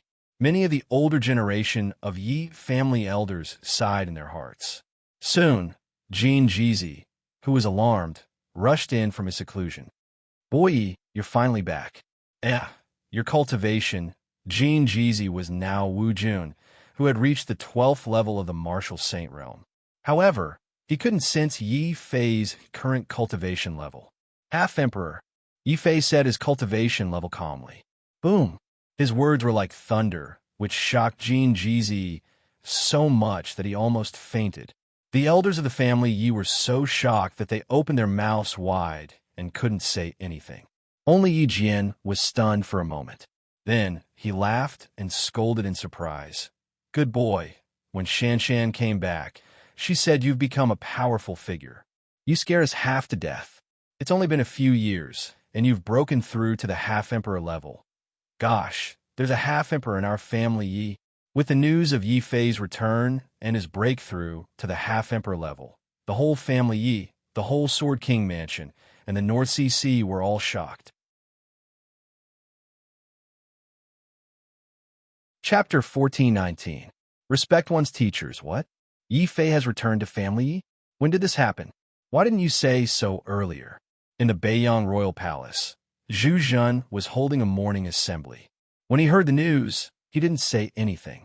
He immediately led the 4 heavenly kings and Empress Beigong Yu to Beiyang Sea Pass. Your Majesty, the latest news is that Saint King Yi has returned from Zhongzhou. Should we send gifts to congratulate him? In the capital of the Northern Wilderness Kingdom, an official asked the Northern Wilderness King about his attitude. In the end, the Northern Wilderness Overlord did not say anything. He slapped the dragon throne and stood up, saying, Saint King Yi has returned. This is a major event in the northern region. It is not as simple as a gift. Stop all state affairs immediately. I will go and greet him personally. Yi Fei actually managed to come back. Right. What's his cultivation level? Half-Emperor? This is bad. Quickly prepare a generous gift. I'll personally pay my respects. Almost at the same time, the Beichuan king jumped out of his dragon throne in fright. He no longer cared about his dignity as a king. Indeed, these monarchs were too insignificant in front of a half-step emperor. Yi Fei had reached the level where he could cause an earthquake in the entire northern region with a stomp of his feet. Nobody dared to put on airs as a monarch at this time. They all ran as fast as they could to pay a visit to Sword Lord Mansion. As Yi Fei returned, and the news of him breaking through to the half-martial emperor realm spread, countless cultivators rushed to the northern sea pass from all directions in order to catch a glimpse of the might of a half-martial emperor. This caused the family Yi to become a holy land for cultivators on a pilgrimage. However, the inside of Swordmaster Mansion was very quiet, compared to the reaction of outsiders. When the people of the family Yi saw Yi Fei take out treasures, piles of spiritual stones, powerful martial techniques, and even quasi-emperor weapons, everyone in the family Yi was shocked and numb. Yi Jian was even more emotional. Back then, Yi Fei had given him a semi-sage golden sword. He had treated it like a family heirloom and was usually reluctant to use it. In the end, when Yi Fei returned, he threw out a large number of semi-sage and saint artifacts. How could these old fellows endure this? The most exciting part was yet to come. When Yi Fei took out many bloodline crystals and told the family elders that if they fused with these bloodlines, they would be able to obtain a special bloodline. Half of the elders were so happy that they fainted on the spot, while the other half were so shocked that they couldn't say a word for a long time. Frenzied Blade, Old Man, and Jean Jeezy, the two Wu Jun from the Holy Land, were so envious that their eyes turned red. They muttered to themselves, "If we had known that we could obtain so many treasures in the Central Plains, we would have gone out to explore, even if we had to risk our lives." Of course, they were just joking. The more precious the things Yi Fei took out, the more they understood how much danger Yi Fei had experienced. In the end, when Yi Fei took out the Saint's Pagoda and let Frenzied Blade Old Man and the other seniors, as well as Yi Jian and the others, enter to cultivate, the entire family Yi was so shocked that they were completely numb. Even when they saw the spirit river formed by 50 spirit veins in front of them, they couldn't bring up the slightest excitement.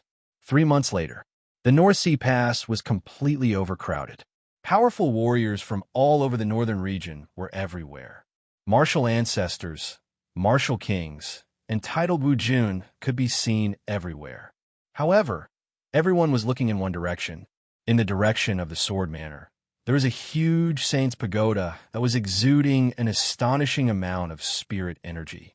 The spirit energy made Zhu Zhen and Beigong Yu very envious. Qin Bing and Beigong Chun, who had also rushed over, also had complicated expressions. They had chosen to stay back because they didn't want to take the risk of going out to sea.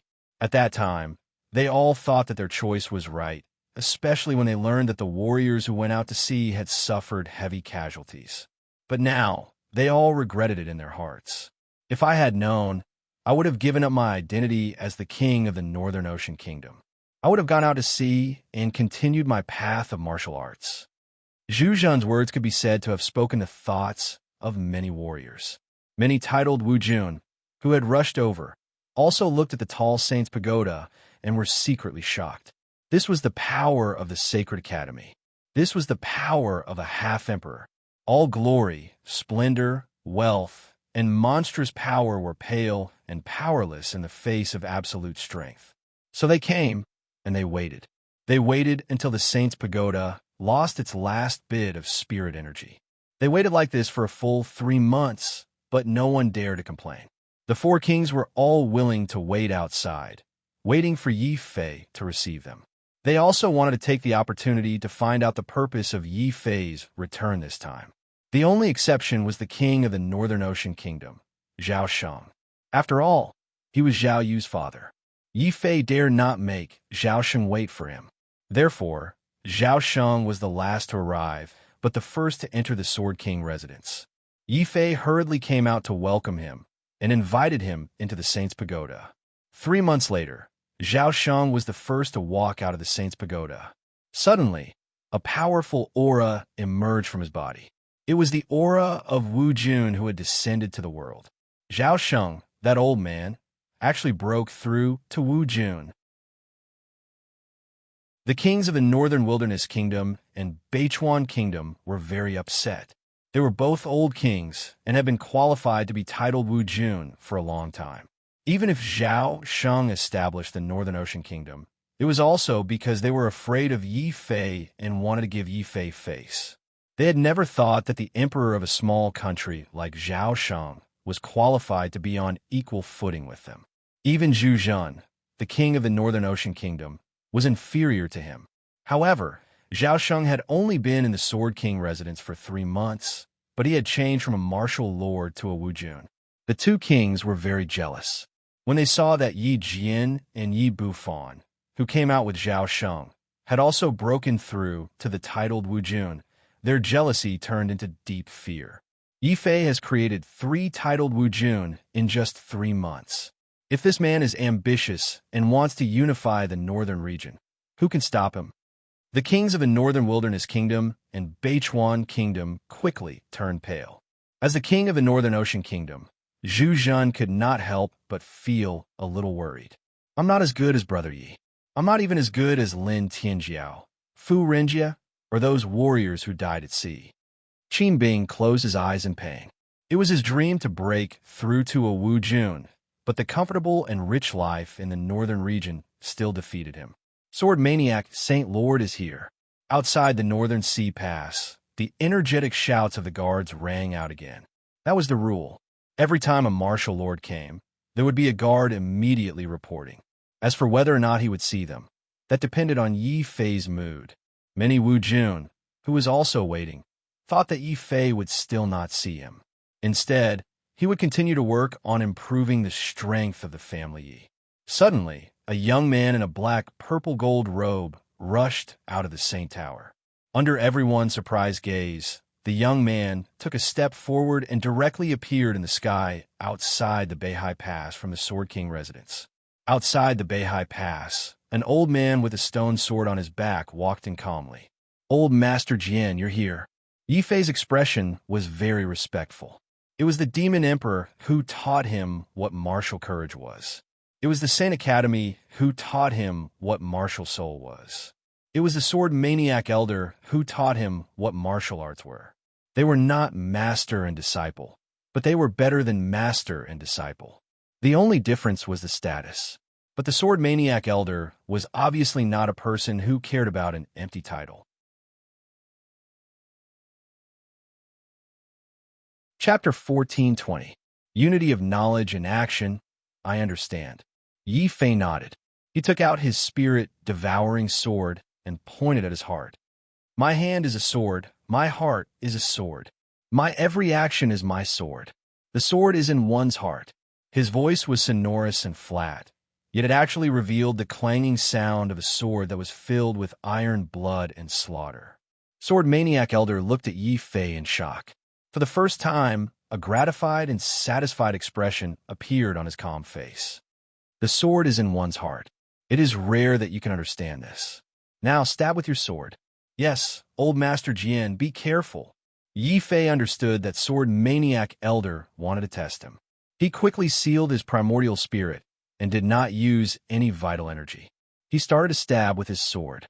With a thought, his sword stabbed toward Sword Maniac Elder's vital points like a waterfall. Sword Maniac Elder's turbid eyes suddenly became sharp. He pulled out the stone sword on his back and started to stab. This stone sword was ordinary, but it was like a bolt of lightning in the rain. It quickly and accurately pierced through the curtain of swords in the sky. Yi Fei was secretly shocked. The trajectory of the devouring spirit sword suddenly underwent an extremely strange change.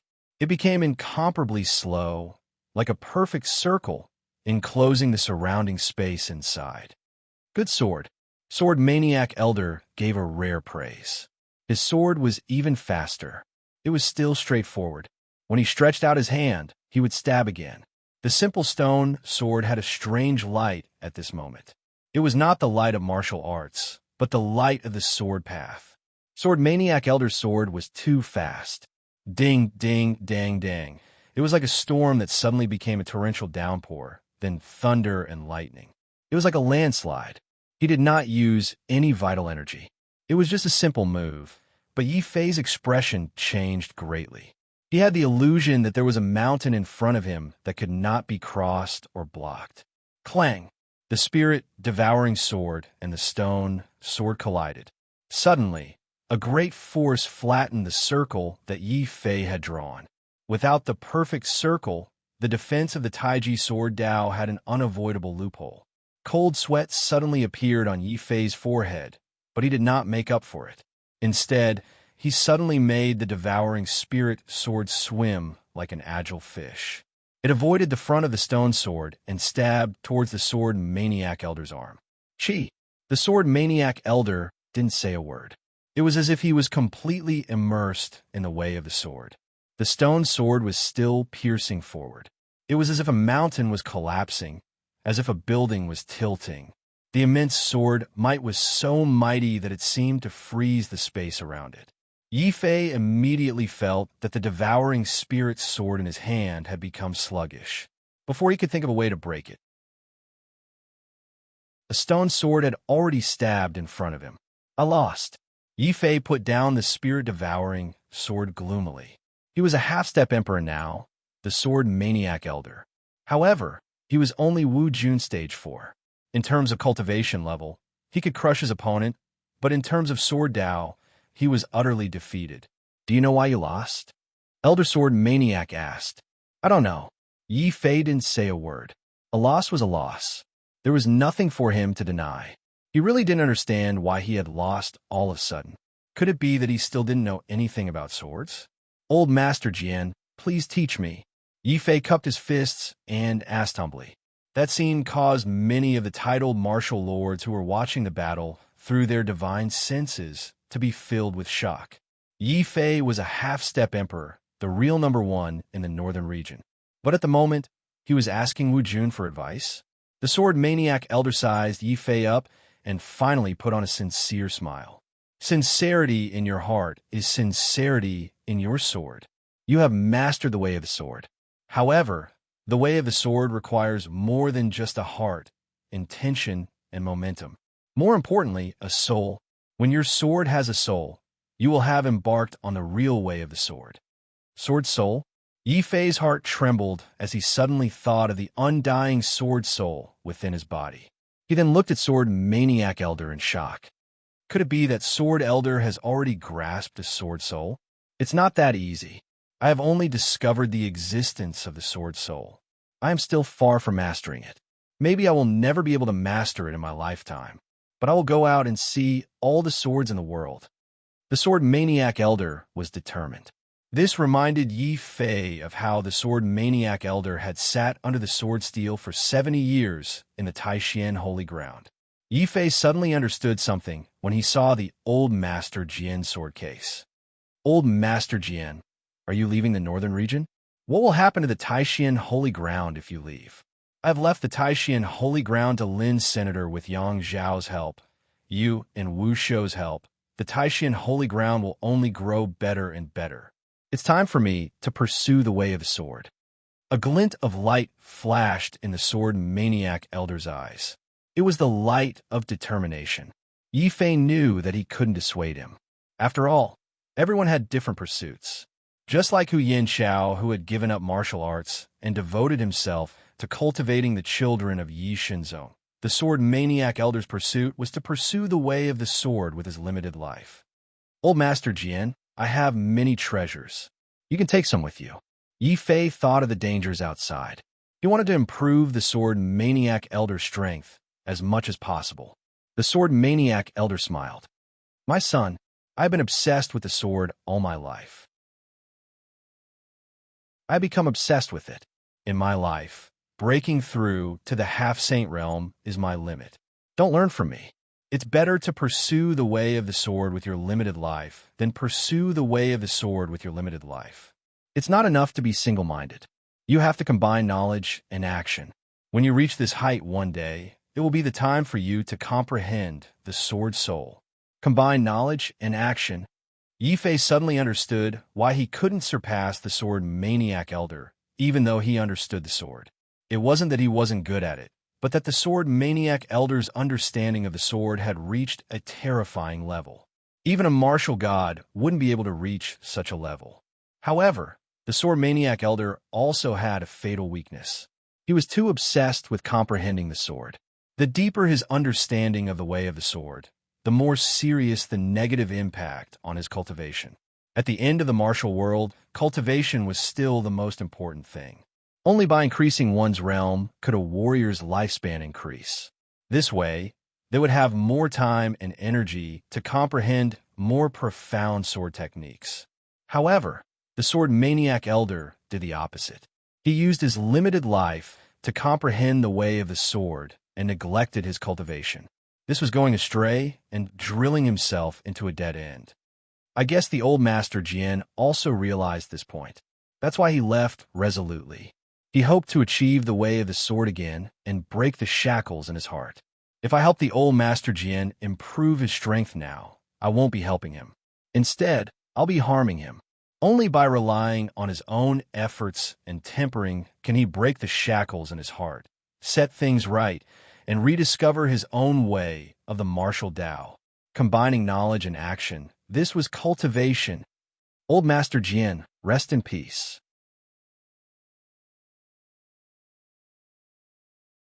Chapter 1421 sees every minute the departure of the sword maniac elder did not affect the liveliness of the entire North Sea Pass. It was still lively and bustling. When Yi Fei returned to the Sword Master Mansion, Yi Jian and Yi Bufan were already busy preparing the banquet and receiving the guests. As the only half-emperor in the northern region, Yi Fei's return was a big event and a joyous occasion. It was worthy of the family Ye's celebration and the four monarchs' visit in person. Zhao Sheng also rushed over with the people of the Zhao royal clan to help. Although Zhao Sheng had become the ruler of the North Sea Kingdom, many of the Zhao royal clan had always lived in the North Sea Kingdom. They had long been inseparable from the Sword King manor. Congratulations, King of Northern Sea Nation. With the support of the family Yi, Northern Sea Nation will definitely prosper. With Zhao Sheng's promotion to Wu Jun, Northern Sea Nation's status also increased greatly. It was no longer a small country that the rulers of several countries were giving Yi Fei face. Therefore, many of the older generation of Wu Jun and country rulers had put down their heirs and went up to greet Zhao Sheng. They wanted to establish good relations in advance. Yi Jian and Yi Bufan, on the other hand, were surrounded by even more people who were praising them. This made Yi Jian and Yi Bufan sigh. Who would have thought that our tiny Yi clan, the Yi Alliance, which originated from the Blackstone City, will be able to develop to such an extent? Perhaps this is an opportunity for us old fellows. The old man sighed. He had thought that breaking through to the martial venerable realm was his limit, but in the Sage's Tower, he had already broken through to the martial king realm. He believed that within 10 years, he would have a chance to become a titled Wu Jun, just like Yi Jian and Yi Bufan. Feng Xingyang was standing beside the old prefecture lord. She had finally gotten together with the old prefecture lord and had taken down the burden of being the East Sea prefecture lord. Currently, Tianyin Wufu and Donghai Wu province had merged into one, forming a brand new Wu province. Bai Ling became the prefecture lord of Wu province. Zhuang Ling also became a teacher. With Yi Fei's help, they improved very quickly and had already reached the level of martial king. There were also a few talented juniors from the family Yi who had broken through to martial king. They did not receive many rewards from Yi Fei, but they had also broken through to martial king in the Sage's Tower. This was their own talent and hard work. He believed that it wouldn't be long before a few young geniuses from the North region would walk out of the family Yi. Yi Fei placed a lot of importance on these juniors, so he gave them some pointers in the same tower. As for the other juniors of the family Yi, he also rewarded them handsomely. Among these accomplished juniors, 80% of them had integrated into the family Yi later on. On the other hand, the number of talented juniors in the family Yi of Blackrock City was very limited. To a certain extent, this also caused the dissatisfaction and complaints of many old people in the family Yi. They complained that Yi Jian was biased towards outsiders and that Yi Fei was unfair in his distribution. Yi Fei could even give out precious treasures like the heavenly Dao fruit to outsiders like Zhou Guang and Big Beard. But to true family Yi members like them, Yi Fei was so stingy that he only gave them some pills and spiritual stones. This kid has forgotten his ancestors. Has he forgotten that the blood flowing in our veins is the same as his? Only people like us are true family Yi members. Some old people in the family Yi got drunk and couldn't help but gather together to complain each other. Some people even wanted to look for Yi Chao and Yi Tianai, the grand elder and grand elder of the family Yi, to protest Yi Fei and ask for more treasures and a higher status. Yi Tianai hesitated when he heard this. Yi Chao pointed at them, his white beard shaking as he cursed. A bunch of heartless bastards. How did you treat the holy king when he was in dire straits? You insulted him, despised him, and in the end, almost joined forces to chase the Holy King out of the family Yi. How'd the Holy King treat you?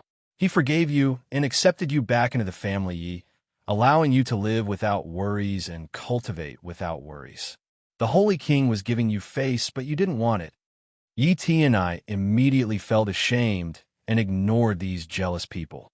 Many of the old people in the family Yi who were complaining about the injustice immediately turned red and were tongue-tied. His heart was filled with regret, but no matter how much he regretted it, it was useless. Yesterday's cause was today's result. They could only look at the countless treasures with red eyes and stand silently in a corner, envious and jealous of the young man they once ridiculed and despised. Of course, only a small number of people were jealous, and they were the people at the very edge of the family Yi. They couldn't even cause a ripple, let alone a storm. Yi Fei never cared about these things. He was very busy now. He was busy receiving Wu Jun from the northern region and catching up with his old friends from the northern region. Bai Ling and Zhuang Ling were by his side. Bei Gong Chun and Bei Gong, you were talking and laughing with them. Qin Bing and Zhu Zhan were sighing as they listened to Yi Fei talk about the strength of the central province and the dangers of the outer sea. Finally, Lin Sun and Yang Xiao also came. When old friends met, they couldn't help but drink to their heart's content. In the end, Qin Bing and Zhu Zhan both drank until they were dead drunk. As they drank, they both shed tears. Lin Sun and Yang Xiao were very open-minded. They never regretted the choice they made back then. The Taishan Holy Land needed us, so we stayed, Lin Sun explained to Yi Fei. Yi Fei nodded to show that he understood. The road of martial arts was not only cruel, but also lonely. In the end, even he didn't know how many friends and old friends he would have left. All we can do is to cherish what we have now. Yi Fei raised his wine glass. Yes, cherish what we have now. Heroes should seize every moment. Lin Sun and Yang Xiao raised their glasses at the same time. Qin Bing and Zhu Zhan also wiped their tears and raised their glasses. The inconspicuous Chun Feng immediately brought more spirit wine for everyone to drink. At the same time, Chun Feng's talent was the worst and most ordinary among them. But now, he had surpassed many geniuses with great talent and aptitude. He was now the proudest son of the Western Heavenly King. Even when the Western Heavenly King said that he would pass the position of Heavenly King to him, Zhu Zhan also took advantage of the wine. He said that he wanted to rope Chun Feng in and entrust him with important tasks, but Chun Feng directly refused. Saint King Yi once said that even the weakest ant has a great power that cannot be ignored. I don't have the courage of Saint King Yi. I'm just the most ordinary warrior, but I can also pursue the peak of martial arts. Just like that, Chun Feng gave up all the glory and wealth and walked on an extraordinary path with an ordinary appearance. This caused Qin Bing and Zhu Zhan's faces to be filled with complicated expressions, and they became silent. The atmosphere gradually became a little sad. At this time, the lords of Beichuan and Beiwang walked over from afar with wine glasses in their hands. They bowed to Yi Fei at the same time with mixed feelings. Greetings, Saint King Yi. You two are too courteous. You're my seniors. Lin Tianjiao and Fu Renjia are also my good friends. It's better if you directly call me by my name. Yi Fei stood up and took the initiative to toast to the two kings. That attracted the envious gazes of many martial lords. This also made the lords of Beichuan and Beiwang feel better. They quickly asked Yi Fei about Fu Renjia and Lin Tianjiao. When they learned that Fu Renjia had become a peerless genius and Lin Tianjiao had awakened the desolate emperor bloodline of the Lin family and become a heaven-level disciple of the true martial sacred academy, the two lords were even more excited. They completely let go of their worries. From Yi Fei's attitude, they felt sincerity and magnanimity. They understood that Yi Fei had no ambition to conquer the northern region at all. It's us who measured the heart of a gentleman with the yardstick of a villain. The Lord of Beichuan felt ashamed and sighed.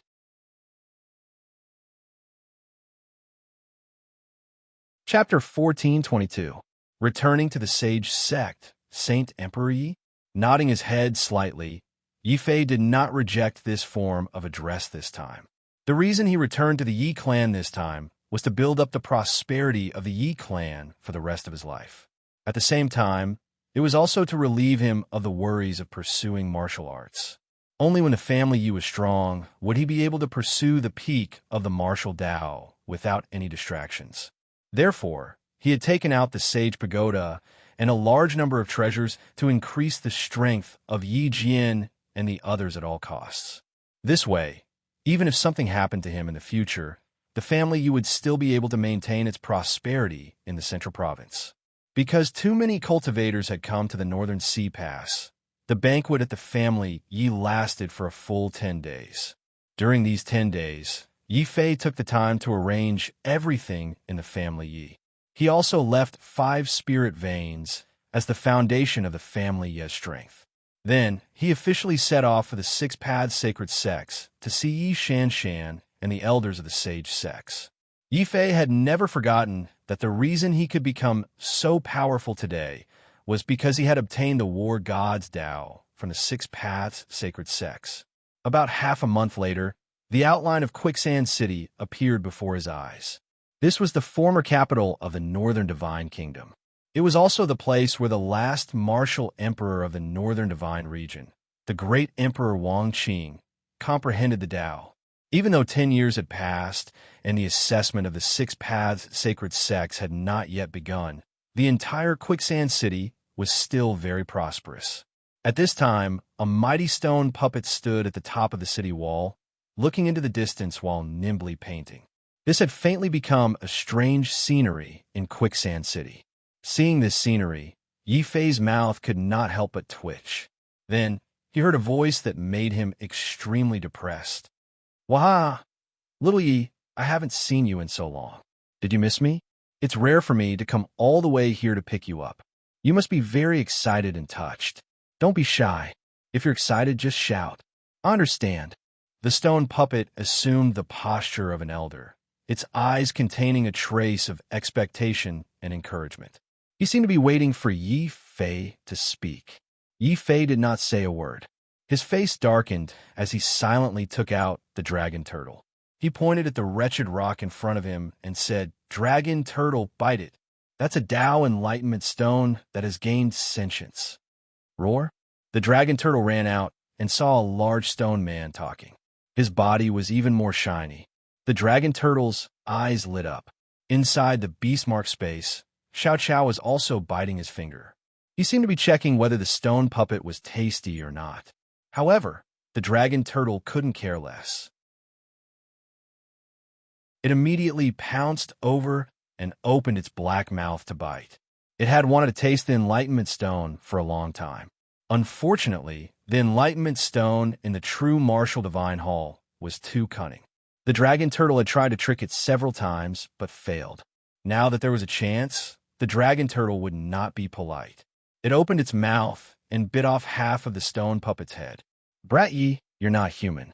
Other people let dogs bite people, but you actually let a tortoise bite people. Get out of my way. Don't come any closer." The stone puppet was so angry that its stone skin turned pitch black.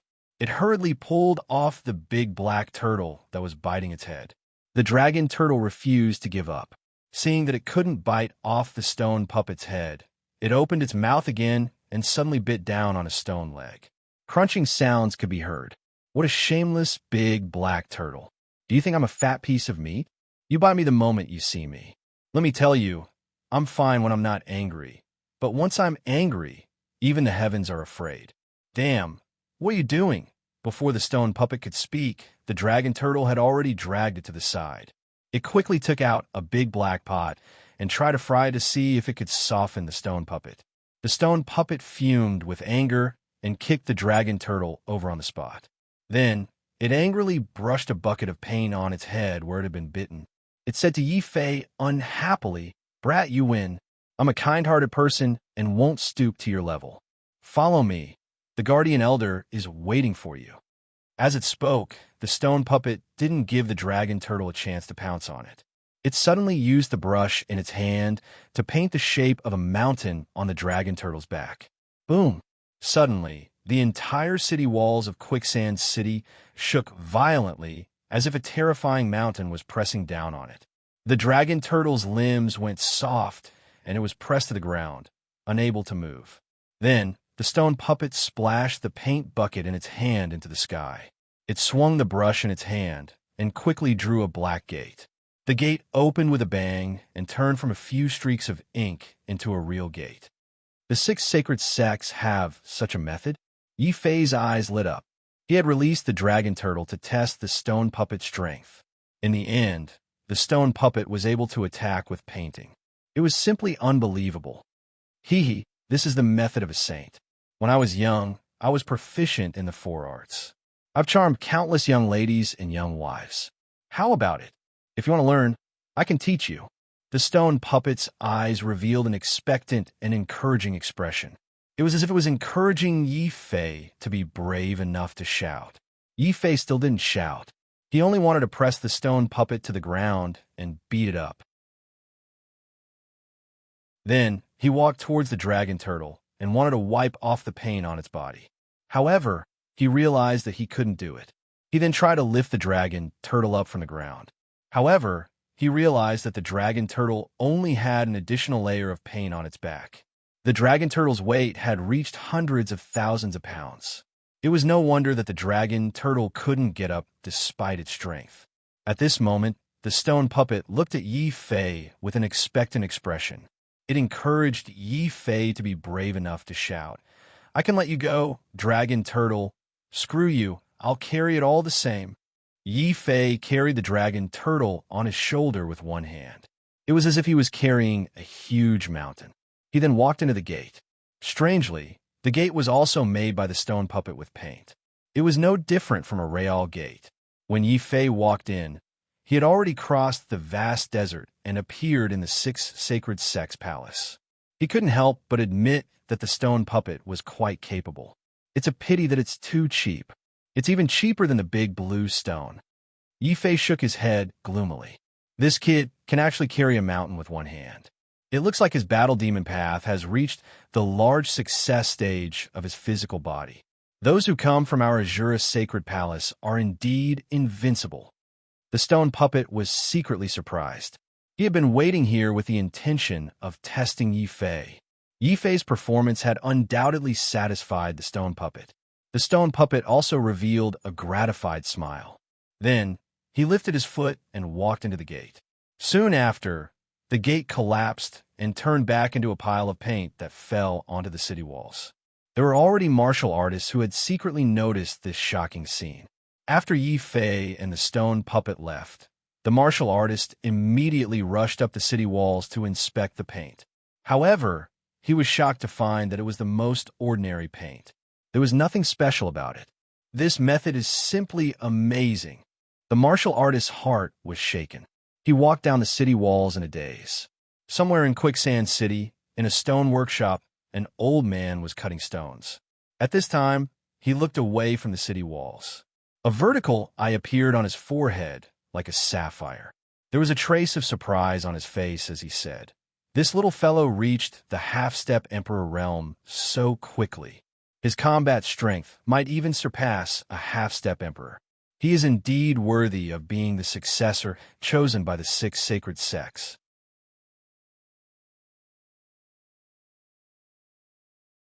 Chapter 14:23. Guardian Elder on the hill. There was an old figure. He looked like an ancient fossil as he stood in the middle of the sandstorm. Layers of sandstorm piled up on his body, and some were even embedded in the wrinkles on his face. "Guardian Elder, I didn't let you down. I brought Yi Fei back safely." The moment the stone puppet returned to the 6 Paths sacred sect, it shouted loudly. This made Yi Fei very depressed. He looked at the old figure on the high platform with some doubt. He knew that this old man was the guardian elder of the 6 Paths sacred sect. Back then, it was the guardian elder who discovered his identity as a person abandoned by the heavens. However, the guardian elder didn't chase him away. Perhaps he was like many people in the central region who saw the people abandoned by the heavens as a scourge and avoided them. Instead, he gave him a chance to pass the test. It was also that chance that allowed Yi Fei to join the Six-Path Sacred Sect and walk on the path of despair. He didn't hate the Guardian Elder. Instead, he felt a trace of gratitude. First, he bowed respectfully to the Guardian Elder. Then, Yi Fei asked the question in his heart, "Guardian Elder, is the Six Paths Sacred Sect in danger?" From a stone puppet's purposeful wait in Quicksand City, he could feel an uneasy atmosphere. The Guardian Elder looked at Yi Fei gently and said, "The Six Paths Sacred Sect isn't in danger. However, there is a hidden danger in the desert. It might be disadvantageous to you." The desert? Could it be the stone door in the great Emperor Wang Qing's tomb? Yi Fei reacted quickly and immediately thought of the mysterious and strange stone door. The Guardian Elder's expression became serious. He sighed and said, "Back then, the tomb keeper shouldn't have let you come into contact with the stone door too early. He should have let the stone door remember your aura. Now, the stone door seal is showing signs of loosening. Once you pass through the desert, it's very likely that the thing inside will attack you." Attack me? Yi Fei was secretly shocked. He couldn't help but think of the mysterious voice that came from the stone door. Even now, he still felt a chill down his spine. "Guardian Elder, what's inside the stone door? Why is it targeting me?" Yi Fei hurriedly asked. "Because you're a person abandoned by the heavens. You're the best target for the shaman to possess and cast spells." This time, it was the stone puppet who answered. Yi Fei was even more surprised. Shaman? Could it be that the one who destroyed the Six Paths Sacred Sect wasn't a human demon, but a shaman? Human demon? He's just a puppet controlled by a magus. The Guardian Elder sneered disdainfully. Their words made Yi Fei even more confused. He rubbed his head and looked at the Guardian Elder. "I'm confused. Elder, why don't you start from the beginning?" The Guardian Elder and the stone puppet were stunned, and then they didn't know whether to laugh or cry. "The Tomb Keeper didn't tell you anything. That's right, you were too weak at that time, so it was useless to tell you. Do you know why the northern region's Tishan country built by great Emperor Wang Qing turned into ruins overnight? Do you know why there is a martial god's forbidding aura covering the entire northern region to prevent outsiders from entering? We did it to guard against great shamans. Shamans are a terrifying race. They're very similar to us humans, but they don't have souls and can't cultivate primordial spirit. But they can control the powerful rules of heaven and earth through sacrifices and countless strange secret techniques. The stronger the sacrifice, the stronger the power of the shaman tribe." The Guardian Elder recalled, "I once heard from the 7 palace masters that the sorcerer tribe had been constantly invading our sky martial continent since the ancient era, trying to find something. It was also from then on that the ancient era's martial gods and the ancient era's martial gods all fought bloody battles with great sorcerers in order to protect this continent. Unfortunately, the sorcerer tribe's strength was too strong. Not only did they have great sorcerers who were comparable to martial gods, they also had sorcerers who were comparable to heaven and earth sovereigns and sorcerer gods. The continuous wars destroyed the primordial era and the ancient era. But even so, there were still shamans coming and provoking us, trying to find something.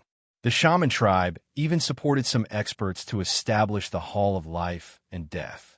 They had absolute control over the Tianwu continent and mobilized the entire continent's power to find that thing. Back then, the human devil was controlled by the shaman race. He didn't hesitate to destroy this continent to find that thing. If it weren't for the 7 palace masters joining forces with the majority of the martial gods and martial emperors to resist, the martial heaven continent would have long since been destroyed. Our 6 Dao sacred palace was cursed by a powerful shaman at that time and was almost destroyed. A trace of grief flashed across the Guardian Elder's face. The stone puppet also lowered its head in a rare moment of silence. Yi Fei knew that it must have been a cruel period of time. Who knew how many people had died in that war? From that day onwards, the Tianwu continent that had lost the martial gods and martial emperors had completely declined. What he didn't expect was that the Hall of Life and Death was established by the shaman tribe, a puppet organization that ruled the Tianwu continent. No wonder the Hall of Life and Death had a strange secret technique that could refine corpse puppets and turn the dead into living dead.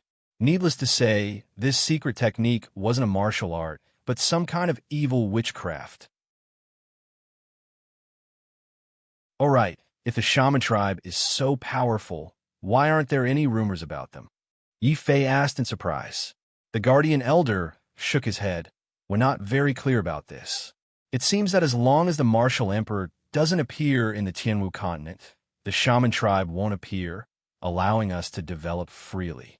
But once a martial emperor appears, shamans will appear and kill the martial emperor. 10,000 years ago, I advised Wang Qing, Great Emperor, not to break through to the martial emperor realm. Even if he did, he had to hide it. Unfortunately, Wang Qing was too conceited and rejected my advice. Not only did he reveal his identity as a martial emperor, he also established the powerful Northern Region Kingdom. As expected, not long after Wang Qing's identity was revealed, powerful shamans came to the Northern Region. In one night, the Kingdom of Heaven was destroyed. The entire Northern Region was plunged into misery and suffering. Even though the two martial emperors, Wang Qing and I, joined forces, we couldn't defeat the shaman. All the martial kings and martial sages were killed. The Northern Region's spiritual veins and luck were exhausted. I was severely injured on the spot. As for Wang Qing, he used his life to severely injure the shaman and sealed him in the emperor's tomb. The guardian elder's face was filled with sorrow. Yi Fei was also secretly shocked. Although he didn't experience the battle, he could imagine how cruel it was. The powerful Northern Region Kingdom was destroyed in one night. The guardian elder and Wang Qing, Great Emperor, the two martial emperors, joined forces, but they could only severely injure the shaman and couldn't kill him. This showed how powerful and terrifying the shaman tribe was.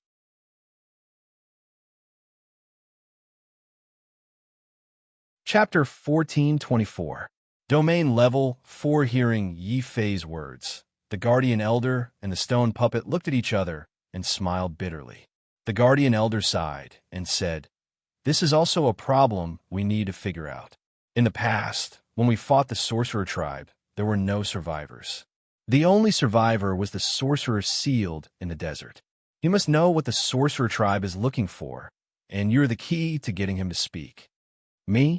Yi Fei pointed at himself, his face full of surprise. The stone puppet said, "Of course it's you. Didn't I say that a person abandoned by the heavens is the best material for the sorcerer tribe? That sorcerer has already noticed you. If it's you, maybe you can pry open that thing's mouth and we can get more information." Wouldn't that be dangerous? Yi Fei was depressed. One had to know that that was a powerful sorcerer that even two martial emperors couldn't defeat. He suddenly had the illusion that he was being used as a lab rat. Seeing Yi Fei still making excuses after obtaining the sage sex inheritance, the stone puppet was so angry that black smoke rose from its head. It lifted the bucket of paint and wanted to smash it over. "Little Yi, those who come from our Azure Saint Palace are all heroes.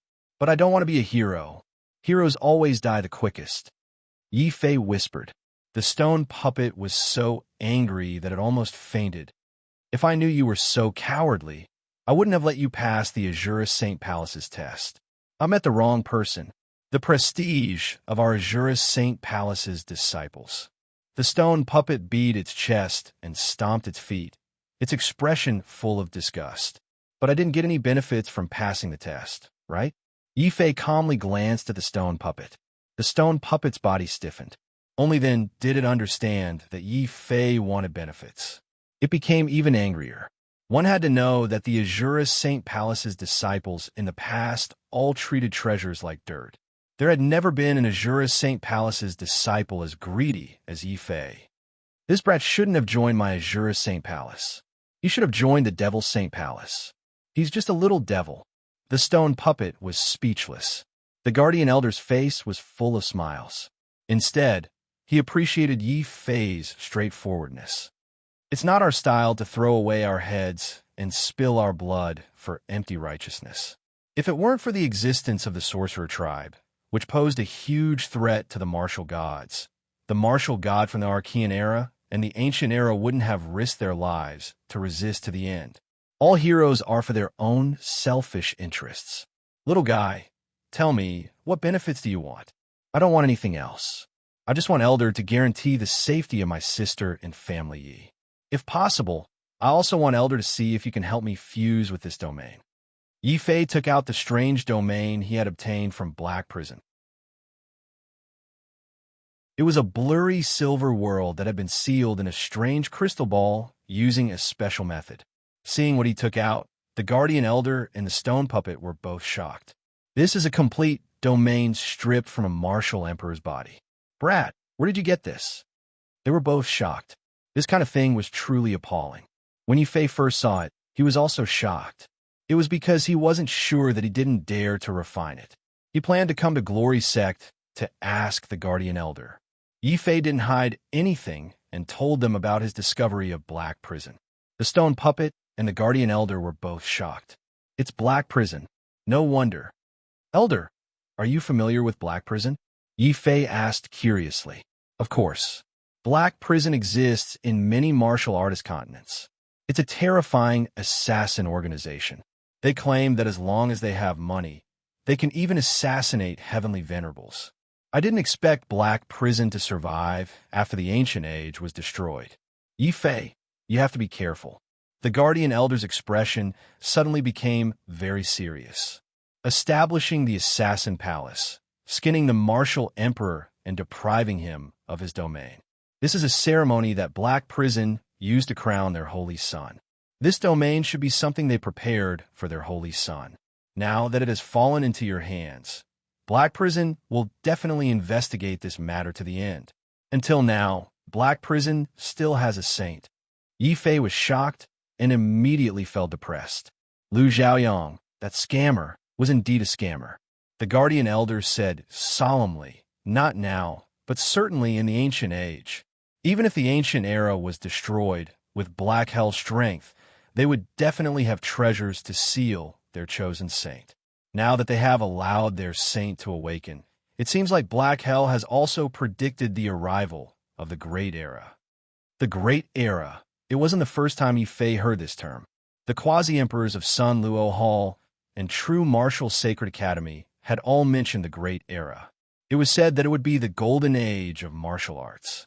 A large number of martial emperors and martial gods would be born at that time. It was no wonder that Black Prison would turn an elder into a forbidden spirit and wait in the Black Prison space. They even prepared a complete domain in advance. All of this was Black Prison paving the way for their saint to enter the Great Era. However, Yi Fei had barged in before the saint of Black Prison had awakened. Not only had he seized the domain, but he had also destroyed Black Prison. Kid, you're really unlucky. Ha ha ha. The stone puppet wouldn't let go of this opportunity to attack Yi Fei. It immediately took pleasure in his misfortune. Yi Fei was even more depressed. His face darkened as he looked at the domain in his hand. Since I've already offended them, there's no reason for me to return the treasure that's already in my hands. Elder, please help me integrate this domain. The Guardian Elder said solemnly, this is a complete heaven-level domain. Fortunately, you didn't rashly integrate it. Otherwise, you might not be able to withstand the power of this domain and be swallowed by it instead. As he spoke, the Guardian Elder extended his hand and took the domain.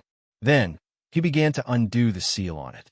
As the seal was undone, a vast amount of energy quickly spread out from the domain. Yi Fei's expression changed drastically when he felt the power. Could it be that domains are also divided into different grades? Why is this domain so much more terrifying than the blood demon domain that I obtained? As he spoke, he subconsciously released the blood demon domain. However, it still couldn't withstand the domain in the Guardian Elder's hand and the incomparably vast aura. Another domain, and it seems like it's a domain that's exclusive to demon gods. This kid, what kind of dog's hit luck does he have? The stone puppet was very jealous. That was a domain. If others had a domain, they would be laughing their heads off even in their dreams. However, Yi Fei had a good. Black Prison had snatched one, and he had integrated another. The disciples of our Azure Saint Palace are indeed abnormal. Suddenly, the The stone puppet became happy again. It also found Yi Fei pleasing to the eye again. Looking at the blood demon domain released by Yi Fei, the guardian elder's eyebrows twitched fiercely. He then calmly commented, "Domains are divided into different grades.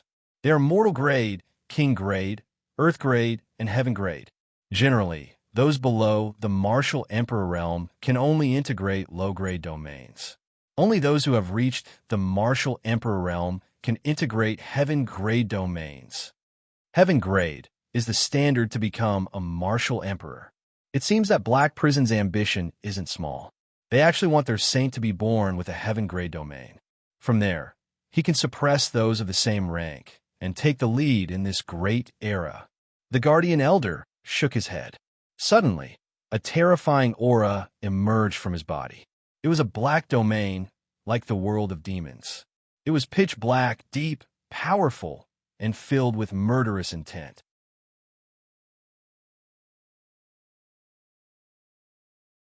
Chapter 1425. Perfecting the domain. Yi Fei nodded repeatedly. Just by looking at the guardian elder's domain, he knew that the guardian elder was not a good person. Seeing the fear in Yi Fei and the stone puppet's eyes, the guardian elder smiled helplessly and quickly emphasized, "I am a good person. Moreover, among the 6 sacred sects, our demonic Saint Palace is not the strongest. The strongest will always be the Azura Saint Palace. Unfortunately, the strongest will always die the quickest, just like the stone puppet beside you." "The strongest?" Yi Fei looked at the stone puppet in surprise. The stone puppet immediately puffed out its chest and brushed some paint on its face. Then, it looked at Yi Fei with a glossy face and said earnestly, "Little boy, I like to keep a low profile. Even if you worship me from the bottom of your heart, you must not show it." Although it said this, the stone puppet's face revealed a trace of encouragement and expectation, encouraging Yi Fei to bravely show it. Yi Fei's face immediately darkened. If it weren't for the fact that the situation didn't allow it, he would have let Xiao Chao come out and take a bite out of it. Let's see if this stone puppet still dared to act cheap. As the guardian elder's domain appeared, the aura of the silver domain in his hand was immediately suppressed and its majesty gradually weakened. Very soon, the aura of the silver domain had weakened to the same level as the blood demon domain. Only then did the guardian elder toss the silver domain back. Yi Fei subconsciously caught it and discovered that the domain in his hand had already turned into a magnificent silver sphere. It was illusory, yet incomparably real. "Elder, what are you?" Yi Fei said doubtfully. "I have seal part of it. If you don't become a martial emperor and fuse with a heavenly domain, you will definitely die. Only by suppressing its energy and forming an ordinary domain can you successfully fuse with it. Of course, if you become a martial emperor, it will automatically transform into a king domain. When you become a quasi-emperor, it will become an earth domain. When you become a martial emperor, it will return to being a heavenly domain." The guardian elder explained indifferently and pointed at Yi Fei's blood demon domain. "Your demon god domain is the same. The demon god that controlled you also used the same method to seal the blood demon domain. It's just that his method is more ingenious than mine. He actually managed to completely fuse the domain into your blood and soul, allowing you to use it without refining. It's really ingenious. It's a pity that my sage sect successor can't extract your blood to study. It's a pity that I can't extract your blood demon god's blood." Guardian elder's eyes. Yi Fei's eyes. Yi Fei's eyes. Yi Fei was so frightened that his face. Yi Fei was his face dark. Only now did he understand that the stone puppet was telling the truth. This guardian elder was truly an old devil. He was even more ruthless than the blood demon. Yi Fei immediately made up his mind.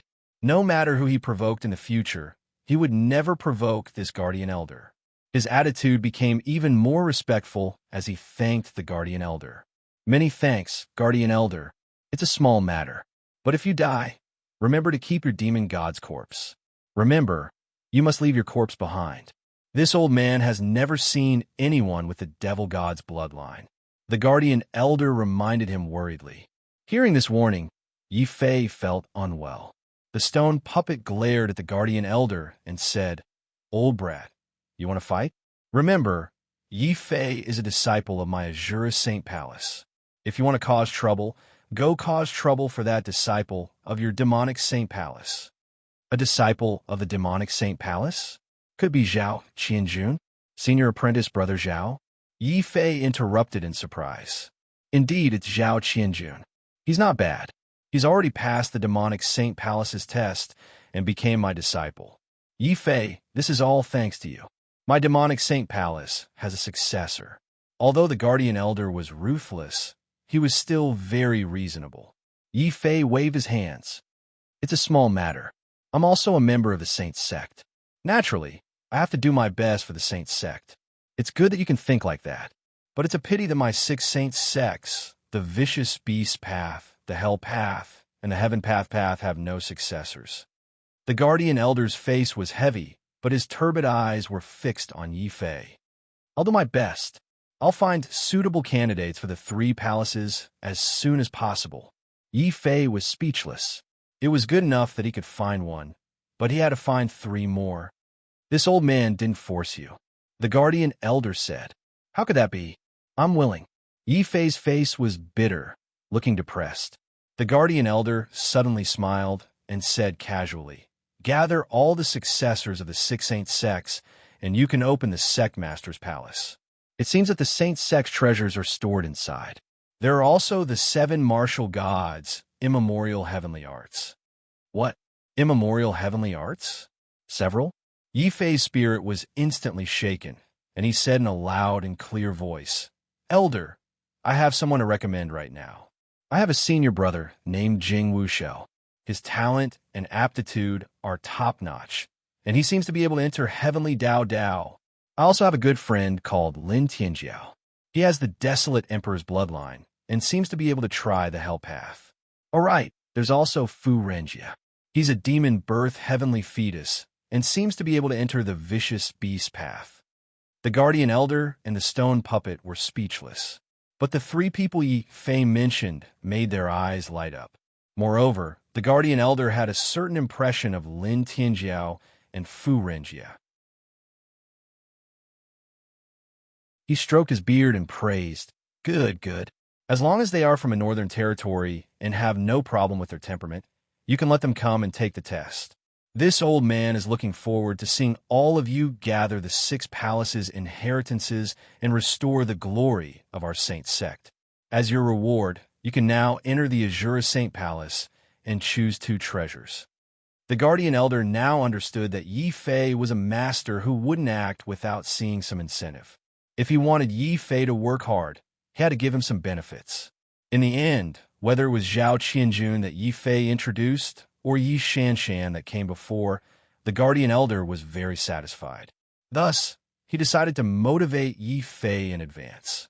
Hearing the guardian elder's command, the stone puppet let out a blood-curdling scream and fell to the ground. This old man's old waist, if I fall down, I'm afraid I won't be able to get up for 8 to 10 years. Little brat Yi, this old man has no way to bring you to the Azure Saint Palace. How about you follow the guardian elder to his demonic Saint Palace and pick out 2 treasures? The stone puppet winked at Yi Fei, hinting to Yi Fei that the demonic Saint Palace's treasures were better than the Azure Saint Palace's treasures. He was just short of forcing Yi Fei into the demonic Saint Palace. Seeing the pained expression on the stone puppet's face, Yi Fei immediately cast a disdainful look at it. To think that this lowly stone puppet had the nerve to say that it viewed treasures as dirt. It was clearly a miser, a miser. The guardian elder was so angry that his beard was trembling. With a wave of his hand, a gust of wind swept up the stone puppet and Yi Fei. "There isn't a single good thing in your Azure Saint Palace. All of you scram for this old man." Pung! The wind howled and the palace doors opened wide. Before Yi Fei could react, he and the stone puppet had already been swept into the Azure Saint Palace. Yi Fei felt wronged. It was clear that the stone puppet was a good-for-nothing and he was a righteous person.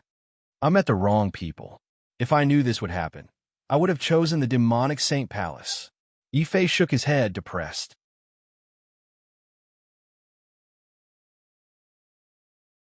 Chapter 1426. Treasure Selection, Dragon Turtle, Bite It. Yi Fei couldn't bear it any longer. He had already used up billions and billions of spirit stones, but in the end, this broken stone puppet was even worse than a cheapskate. It actually gave him 2 spirit stones and even told him to use them sparingly. Yi Fei had already decided that during this treasure selection, he would definitely take away the best treasure from the Azure Saint Palace. This would also cause the stone puppet to feel some heartache. Taking advantage of the fact that the dragon turtle had already rushed over to block his path, Yi Fei didn't hesitate and immediately walked deeper into the Azure Saint Palace. The stone puppet cried out again, "Little brat Yi, our Azure Saint Palace is really poor. Why don't we discuss this? We can sneak into the demonic Saint Palace. Discuss my ass. Don't think that just because you don't hand it over, I can't find it." Yi Fei secretly signaled with his eyes. The dragon turtle had already pounced on the stone puppet from behind. It still wasn't willing to give up. It took out the black pot and heated it up, wanting to see if it could be fried. The stone puppet was instantly enraged. It threw a bucket of paint at the dragon turtle and slammed it to the ground, immobilizing it. It didn't bother to deal with the dragon turtle as it rushed into the Saint Palace. During this time, the stone puppet even tried to activate the Saint Palace's restrictions to trap Yi Fei inside. Its miserly nature was revealed without a doubt. Yi Fei also decisively woke up Xiao Qiao. With Xiao Qiao's sensitivity to spiritual energy, not only did these restrictions not harm Yi Fei, but they also allowed Xiao Qiao to quickly find the location of the Azure Saint Palace's treasure room. It was a massive chamber with many sculptures placed inside. There were men and women, young men and old men, but all of them exuded a majestic aura.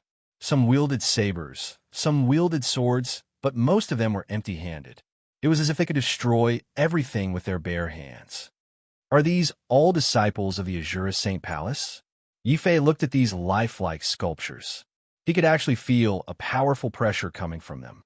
This pressure was even more terrifying than when he faced the Guardian Elder. Just by looking at these sculptures, he could imagine just how powerful the Azure Saint Palace had been at its peak. The stone puppet also walked over inside. Only the strongest battle god can obtain the title of Azura. But don't look at their flashy appearances. In truth, when they were alive, they were villains, bandits, hoodlums, and even female hoodlums. In the entire Azure Saint Palace, only I can be considered as pure as ice and jade, untainted by mud.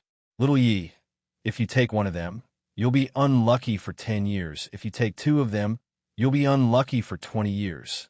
That marshal.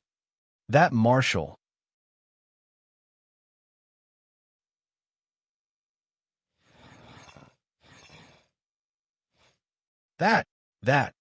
There's also that black sword. It was originally the signature treasure of some sword faction, but in the end, it was snatched back by some bandit. That sword faction chased them all the way from the starry skies to the martial sky continent. They threatened that anyone who held that sword would be their mortal enemy. The stone puppet jabbered on, threatening Lin Fan. He was just short of describing these treasures as dreadful beasts that would kill anyone who touched them. Yi Fei curled his lips. He cursed the stone puppet for being so stingy. At the same time, he retorted, "I've even offended Black Prison. Why would I be afraid of a martial emperor's family? What starry sky sword faction? I think that black sword is pretty good. I want that sword."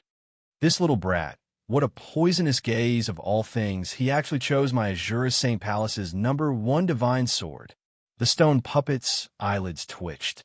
He stared blankly as Yi Fei took the black sword from the stone table below the sculpture. My heart hurts. The black sword looked unremarkable, but it was incomparably heavy. As soon as Yi Fei picked it up, the bones in his arm began to emit cracking sounds, as if they were about to be crushed by the weight of the sword. He hastily put down the black sword. Boom! The black sword fell to the ground, causing the ground of the Azure Saint Palace to fiercely tremble. Yi Fei's complexion changed. Such a heavy sword.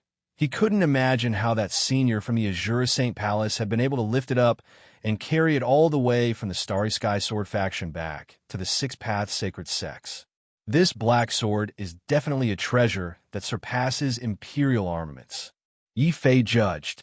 The stone puppet also came over and looked at the black sword. That's right. This black sword was created by a Starry Sky Sword faction called the Everlasting Sect. They destroyed several mortal planets and collected the core meteorites of those planets to forge it. It's only a sword embryo and hasn't been forged into a half-step divine artifact. In any case, you definitely won't be able to use it, so why don't you keep it? A half-step divine artifact, sword embryo. Yi Fei's eyes suddenly lit up. Imperial armaments were generally used by martial emperors, so a half-step divine artifact could very well be a weapon used by martial gods. Since he had come across such a good item, he definitely couldn't let it go. At this moment, Yi Fei didn't care whether he could use it or not.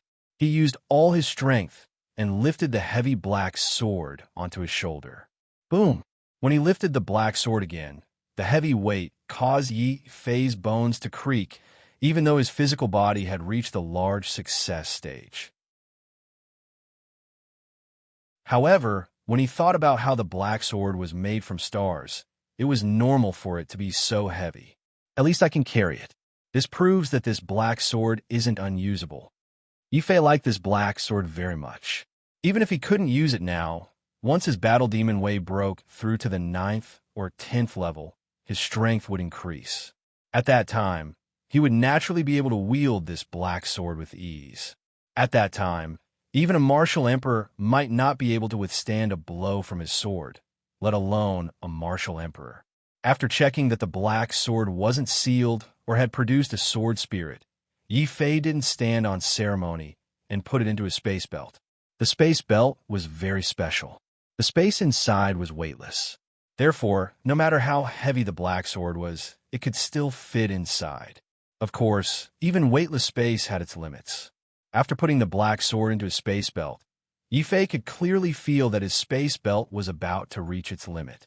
He could only helplessly give up on the idea of taking the warhammer that was said to have killed a martial emperor. After all, based on the weight of the warhammer, even if it wasn't as heavy as the black sword, it wasn't far off. As for the second weapon, I'll still choose something lighter. It's best if it's a long-range weapon. Yi Fei thought of the frost bow that had been completely destroyed. That was the first Imperial armament he had obtained. Unfortunately, he hadn't used it much before it was completely destroyed. However, he still had the frost arrow. However, he didn't have a suitable bow that could withstand the cold air of the frost arrow. Therefore, Yi Fei quickly decided that he needed to find a good bow. Coincidentally, there were many female disciples in the Azure Saint Palace. Apart from a small number who were tall and burly, making the men blush with shame, there were also gentle and petite girls who were like elves in the forest. These girls all liked to use light, long-range weapons. Soon, Yi Fei arrived in front of a sculpture of a girl dressed in green.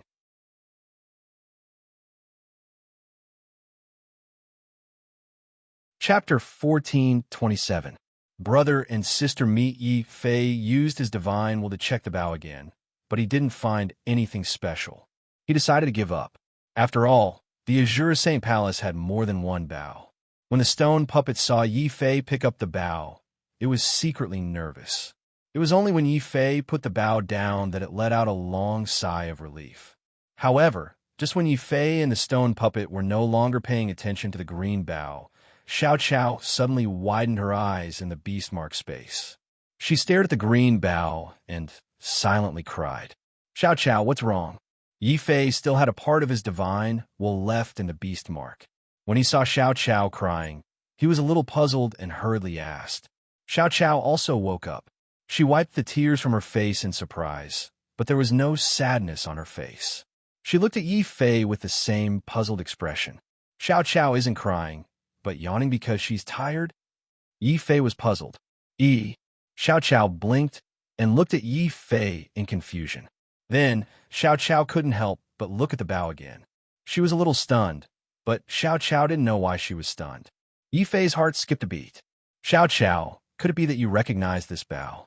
Xiao Xiao Chao shook her head, indicating that she didn't recognize it, but she wasn't sure. She hesitantly gestured to Yi Fei that she felt that this bow was very familiar, as if she had seen it somewhere before. Yi Fei didn't say anything and immediately picked up the bow. He said to the stone puppet, "I want this bow. Kid, you better think carefully. This bow is the worst among all of them." The stone puppet was clearly stunned. Yi Fei had also inspected the bow and discovered that it was indeed an ordinary emperor weapon. But even so, he still decided to take it, not for himself, but for Xiao Chao. "Little Yi, listen to me. It's best if you change to another weapon. You can choose any other weapon you want, but this bow is an inauspicious object." The stone puppet revealed a difficult expression. It was rare that it didn't belittle Yi Chun, but instead revealed a hint of worry. "An ominous object?" Yi Fei asked doubtfully. The stone puppet said in a serious tone, "Palace Master obtained this bow by accident after killing a great shaman. The strange thing is that this bow is extremely powerful in the hands of a great shaman. It's clearly a monarch weapon, but it can cause harm to a martial god. However, in our hands, it becomes the most ordinary monarch weapon. Its power is extremely weak. Furthermore, it's very strange. Everyone who used this bow died in the end." The stone puppet pointed at the girl in green and said in a sorrowful tone, "Take her, for example. She was once the disciple of our Azure Saint Palace who had the highest chance of breaking through to the martial god realm. But because she obtained this bow, she was accidentally killed by a shaman in the final battle. As for the other Saint Palaces, everyone who came into contact with this bow died in all sorts of accidents. All of them died in accidents? Could this bow be cursed by the shaman tribe?" Yi Fei was secretly shocked. This bow was clearly not an ordinary monarch weapon.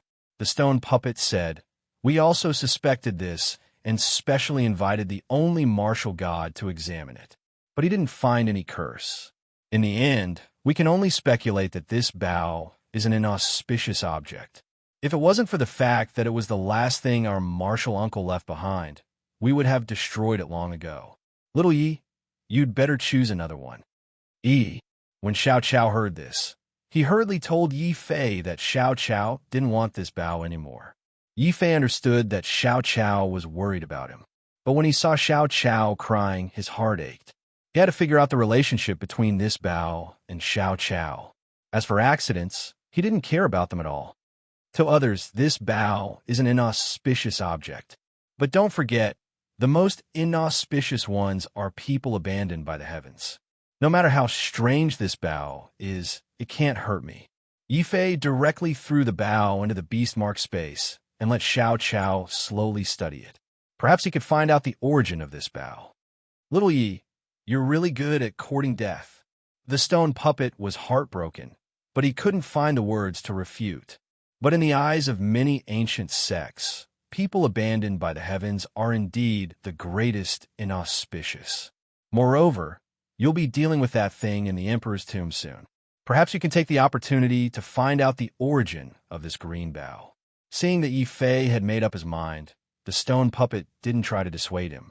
It was only later that Yi Fei found out that this was a tradition of the Azure Saint Palace. The disciples that came from the Azure Saint Palace were all too strong.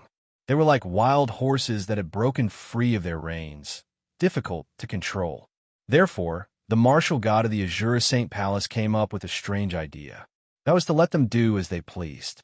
As long as they didn't betray the Saint Palace, they could do whatever they wanted. For example, when Yi Fei chose the green bow, if it were the demonic Saint Palace, the guardian elder would definitely try his best to dissuade him. And if he couldn't persuade him, he would directly beat him into submission. But the Azure Saint Palace was different. Even if he felt that something was wrong, the moment he saw that Yi Fei had made up his mind, the stone puppet immediately let him do as he pleased, taking responsibility for his own death. It was so straightforward that even Yi Fei couldn't help but feel a little depressed. After choosing the treasure, it wasn't good for him to stay here for long. He could only follow the stone puppet out of the Azure Saint Palace. Then he saw two slim and graceful girls walking over from afar, laughing and chatting. Brother, seeing Yi Fei come out, Yi Shanshan's eyes reddened as she sprinted over from afar. She threw herself into Yi Fei's embrace and started bawling. Brother, I missed you, Yi Shanshan said in a sweet voice. I missed you too. Looking at Yi Shanshan, who had obviously grown taller, Yi Fei couldn't help but blush with shame. Indeed, he had been so busy cultivating in the central continent that he had neglected his sister's feelings. But seeing that Yi Shanshan had broken through to the 7th level of the martial saint realm in less than 10 years, he was still very happy in his heart. Especially when Yi Shanshan had broken through to the 7th level of the martial saint realm. Yi Fei was even happier. At the same time, he couldn't help but ridicule the stone puppet. Look at how well the Saint Palace has taken care of my sister. They even specially gave her guidance on the martial Tao. But when I joined the Azura Saint Palace, other than receiving a war God Tao, you didn't even say anything about my martial Tao. The stone puppet was embarrassed and angry, and said righteously, Kid, don't talk nonsense. What did I say at that time?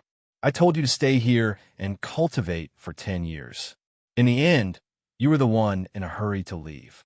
Moreover, our Azura Saint Palace's disciples are all geniuses. Geniuses should be left to their own devices.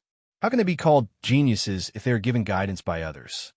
Well then, why didn't you say that when you saw me in the central continent? Yi Fei continued to interrogate. The stone puppet continued to speak eloquently. He pointed at Yi Shanshan and said, Isn't it because I was too focused on protecting your little sister? In a moment of happiness, I accidentally forgot. Moreover, the disciples of our Azura Saint Palace have always been self-taught.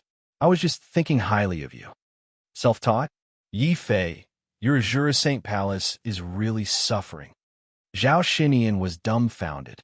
She suddenly felt lucky that she had joined the demonic Saint Palace. Even if the guardian elder was very strict, he still gave his all in guiding her.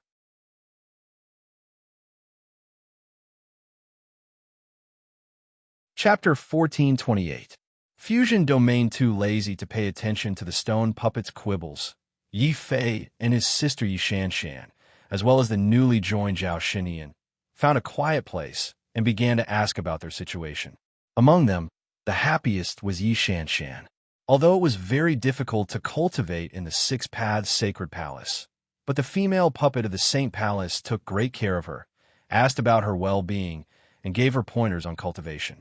She also treated Yi Shanshan like her own daughter, and was usually reluctant to say a single harsh word to her. When Yi Shanshan mentioned the Saint Palace, she was full of happiness. Then Zhao Xinian also talked about her cultivation in the Demon Palace. She complained that the guardian elders were too strict, and if she did not learn well, they would put on a zombie face. Yi Fei, you don't know how abnormal Master Grandpa is. If you can't meet his requirements, then you have to keep cultivating. You're not even allowed to eat or sleep. You have to cultivate until there is no flaw. Touch me, see if I've lost a lot of weight. Yi Fei looked up and found that Zhao Xinian had lost a lot of weight compared to the last time he saw her, but her curves had become much softer and more beautiful.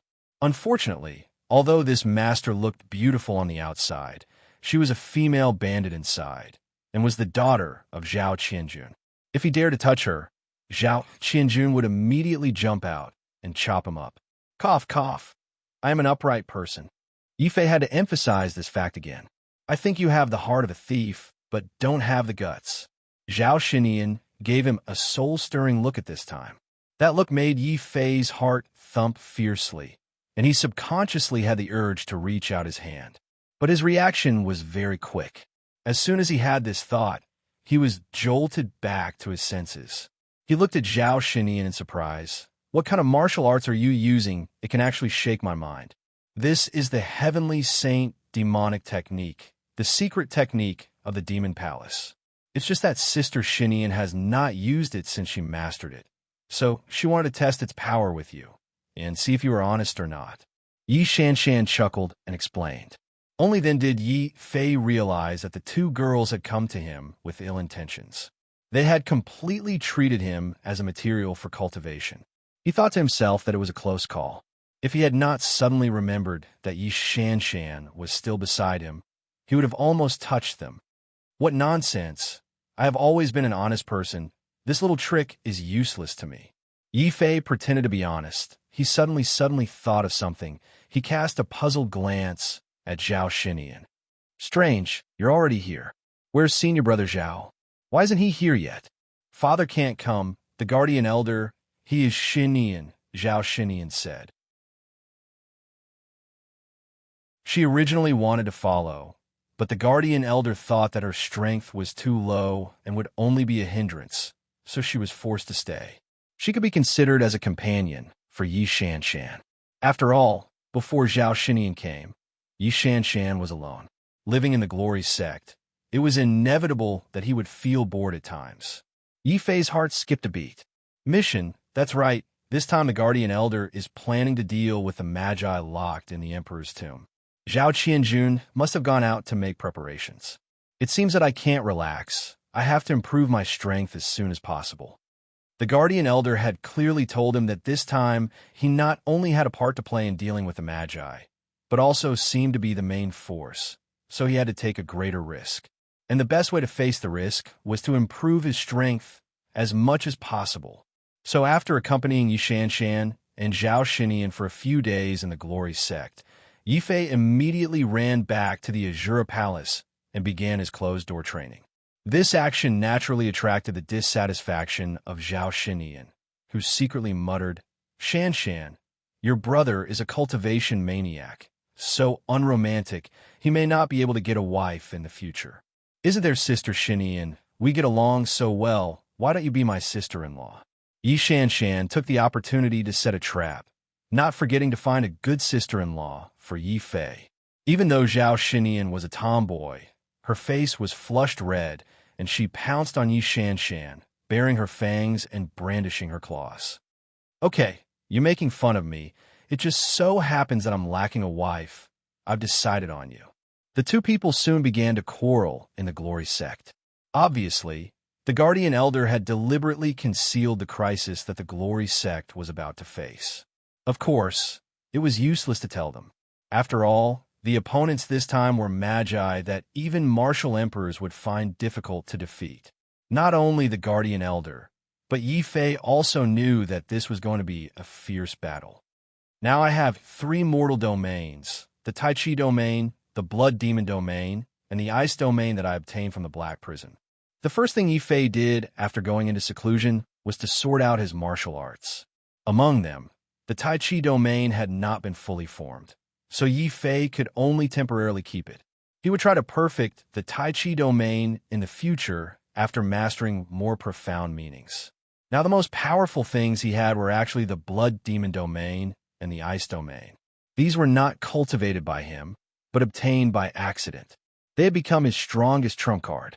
Among them, the Blood Demon domain had been completely integrated into the Heavenly Dragon's 8 poles, forming a part of the immemorial heavenly art. Yi Fei quickly decided to integrate the Ice domain into the Heavenly Dragon's 8 poles, and once again increase the power of this immemorial heavenly art. Integrating domains was a very dangerous process. Domains were the embryonic form of the world, and contained an astonishing amount of energy. In particular, this Ice domain was a heaven-step domain that only a martial emperor could possess. Even so, the majority of its energy had been sealed away. In the end, the Guardian Elder's methods were not as brilliant as the Blood Demon's. During the process of integration, Yi Fei could clearly feel a powerful resistance coming from the Ice domain. This strength caused the entire Azura Saint Palace to turn into a world of ice and snow. The stone puppet could only stare helplessly on as the paint in its hand turned to ice. It couldn't help but curse inwardly and hurriedly slip out of the Azura Saint Palace. Old brat, will this work? That is a heaven-step domain. Are you sure you can seal it away? The stone puppet was worried. In this world, there is no such thing as absolute certainty. But this brat has a demon god entering his body and still hasn't died. If he also integrates another domain, there shouldn't be any problems. The Guardian Elder's tone was uncertain.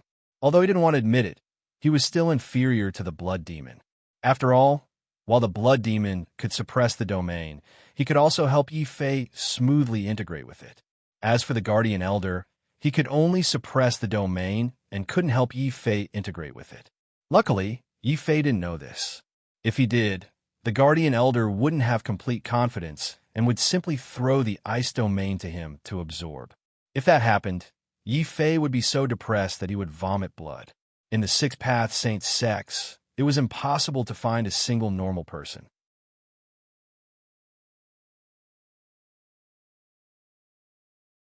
Chapter 1429. Skin of the Great Witch Within the Frozen Ice Mountain. Yi Fei immersed himself in controlling the sky dragon golden body, gradually merging it with the frost domain. This was also the most dangerous process.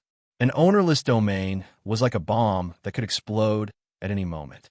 If he made the slightest mistake, the domain would explode and Yi Fei would be left without a corpse. Fortunately, he knew about the 8 trigrams in advance.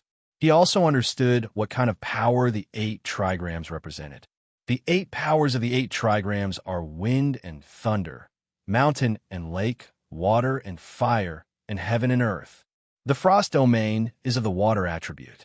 Now, all I need to do is to let the frost domain evolve into the symbol of water, and I will have succeeded. Yi Fei felt that this was like cheating in a test. No matter how difficult the question was, as long as the answer was in his hand, he did not want to understand the question. He would just copy the answer and get full marks. Therefore, the branding of the symbol was the most dangerous step in the blood demon's eyes. But in Yi Fei's eyes, it was the safest step. He did not need to worry about it all. The sky dragon he controlled had already completely merged with the frost domain. The sky dragon that had merged with the frost domain suddenly turned into a terrifying ice dragon. The whistling cold air was enough to freeze and shatter one's soul. But before the sky dragon could fully unleash its power, Yi Fei had already pressed the water symbol that he had condensed in advance. The uncontrollable ice dragon suddenly calmed down. With the activation of the primordial heavenly art, it gradually merged with Yi Fei. Domain appear. With a thought, a blurry world of blood and a blurry world of ice appeared behind him. At the same time, a blurry world of black and white appeared. The blood demon domain, the frost domain, and the unformed Tai Chi domain. This was Yi Fei's current strongest battle power. I don't know if I can fight a natural saint like Di Fan. A strong fighting spirit flashed in Yi Fei's eyes. Then he controlled the ice dragon and sucked in a breath of air. Suddenly, the frost that covered the entire Azura Saint Palace disappeared. Yi Fei's figure also appeared outside the Azura Saint Palace. He cupped his hands towards the Guardian Elder and said, "Many thanks to Elder for granting my wish." The Guardian Elder waved his hand calmly. "It's just a small matter. You don't have to worry about it." In fact, he was also secretly shocked. His hands behind his back trembled. In fact, even the Guardian Elder himself wasn't completely confident in fusing the domains. The stone puppet was also prepared to help at any time if something went wrong. In the end, before they could even make a move, Yi Fei had completely fused with his body. The stone puppet standing at the side had its mouth wide open in shock. Out of habit, it didn't brush the paint on its face and almost stuffed it into its mouth. What bad luck! Why is our Azura Saint Palace full of freaks? All of you are trash. At the mention of the Azura Saint Palace, the Guardian Elder was quite resentful, but in the end, dealing with the Magi was more important. Seeing that Yi Fei had successfully fused with his domain and his strength had greatly improved, he immediately threw something to Yi Fei in a serious manner. Human skin? Yi Fei received it and shook it open. He discovered that it was actually a strange piece of human skin, but it didn't look like it. This skin shined brightly, as if it were made of gold. If it weren't for the fact that he could clearly sense the bloody aura coming from it, he wouldn't have been able to tell that this skin was actually real. This is the skin of a great magus. It was personally taken by the palace master of my demonic saint palace after he killed a great magus. If you wear on your body, the magus in the emperor's tomb won't be able to kill you. The Guardian Elder said, "Old brat, are you sure? Don't tell me you're not confident. and are deliberately trying to trick him? The stone puppet interrupted. Yi Fei also looked at the guardian elder suspiciously. He felt that something was wrong, but he was such a shrewd and honest person. If the guardian elder wanted to trick him, how come he couldn't sense it? This old man is a good person. The guardian elder had no choice but to emphasize again. But after a moment of silence, his tone was firm. Back then, I relied on this magus skin to avoid a fatal blow from the magus. I was injured but didn't die. Since it was useful to me, it must be useful to Yi Fei as well. Injured but didn't die. Doesn't that mean that I'm wearing the magus skin? I might still be injured, or even seriously injured. Yi Fei thought of the guardian elder's body that was still sealed in the crystal. He began to suspect that the guardian elder's emphasis on being a good person might be sarcastic. After all, this person was from the demonic Saint Palace. Why do I feel like I've boarded a pirate ship? Yi Fei held the magus skin with a conflicted expression. If you don't want it, then return it. This old man is lacking a treasure that can defend against magus spells. The guardian elder said angrily. Yi Fei didn't say anything else and put the magus skin on his body. The magus skin seemed to be alive. It turned into a layer of golden light and stuck to his body. It was as if he had an extra layer of golden skin. The magus methods are indeed strange. Yi Fei looked at his golden skin curiously. The guardian elder said coldly, although witchcraft is powerful, the truly powerful martial arts are not inferior to witchcraft. Witchcraft is focused on its strangeness, making it impossible to guard against. A name, a strand of hair, can become a witchcraft's method of killing. In the future, if you encounter a magus, you must be careful. Either you don't offend them, or you kill them when you meet them. Yi Fei was more and more certain that the guardian elder was definitely not a good person. He asked about Yi Shanshan and Zhao Shunyan's situation. After learning that they had been arranged to enter the Saint Palace to cultivate in isolation, Yi Fei was relieved. After all, dealing with the magus this time was extremely dangerous. He didn't want his sister to worry. Zhao Qianjun probably had the same idea, which was why he didn't tell Zhao Shinian about the magus. Yi Fei asked the guardian elder a few more questions. The stone puppet stood at the side. It had used paint to redraw a more complicated domain gate. This domain gate led to the endless void. You boy, come with me. Old boy, get ready. Once the stone door opens, you will attack and kill that thing inside. The stone puppet's tone carried a rare hint of killing intent. Then what do I have to do? Don't tell me I have to participate in the battle? Yi Fei was a little worried. After all, that was an existence comparable to a martial emperor. After the incident with Blood Demon, he deeply understood that those who could live for 10,000 years without dying were all old monsters. They're definitely not easy to deal with. Haha, don't worry. You don't have to fight. You are only responsible for entering the desert and then entering the Emperor's tomb. At that time, what will the magus ask of you? You just have to agree to something, win his trust, spy on the sorcerer tribe, and then your mission will be completed. Leave the rest to me, the stone puppet said with a chuckle. It was unknown whether he was optimistic by nature or just a fool. But when he heard that he didn't have to fight, Yi Fei breathed a sigh of relief. Then, the two of them passed through the domain gate and returned to the walls of Quicksand City. However, the entire Quicksand City had become an empty city. All the people inside had disappeared. Only Zhao Qianjun and an old figure with a face full of wind and sand were waiting there. Senior brother Zhao. Yi Fei nodded to the former, then looked at the old man and said, Senior, we meet again. This old man was the tomb keeper of the Emperor's tomb. At present, he was the only omnipotent great sage in the northern region.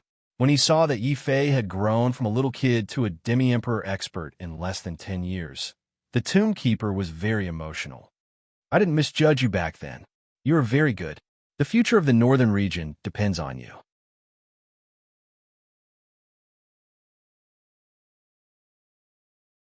Chapter 1430. Great dream spell, what should I do now? After thanking Zhao Qianjun for his concern, Yi Fei's gaze landed on the tomb keeper. He knew that the tomb keeper and the 6 sacred sects had joined forces to set up everything to deal with the shaman. You don't have to do anything. As long as you walk into the desert, the shaman will sense your aura and cast a spell on you. You don't have to resist and let him cast his spell. However, you must not expose yourself. You already know about him in advance. You just have to think of a way to get information from him and leave the rest to us. A strong sense of confidence emerged from the tombkeeper. This confidence made Yifei secretly suspicious. In this battle between martial emperors, what could a mere martial saint tombkeeper do? However, he did not ask further. In this battle, he only had one use, and that was to be a pawn. A pawn to lure the shaman into a trap. As long as he did this well, it would be fine. Senior Brother Zhao, Senior, I'm going. If anything happens to me, please help me take care of my sister and family Yi. Although Yi Fei had the great shaman skin on his body, he was still a little worried. He told them what he thought he should tell them before he mustered up his courage and walked into the desert. This time, he still rode on the sandboat.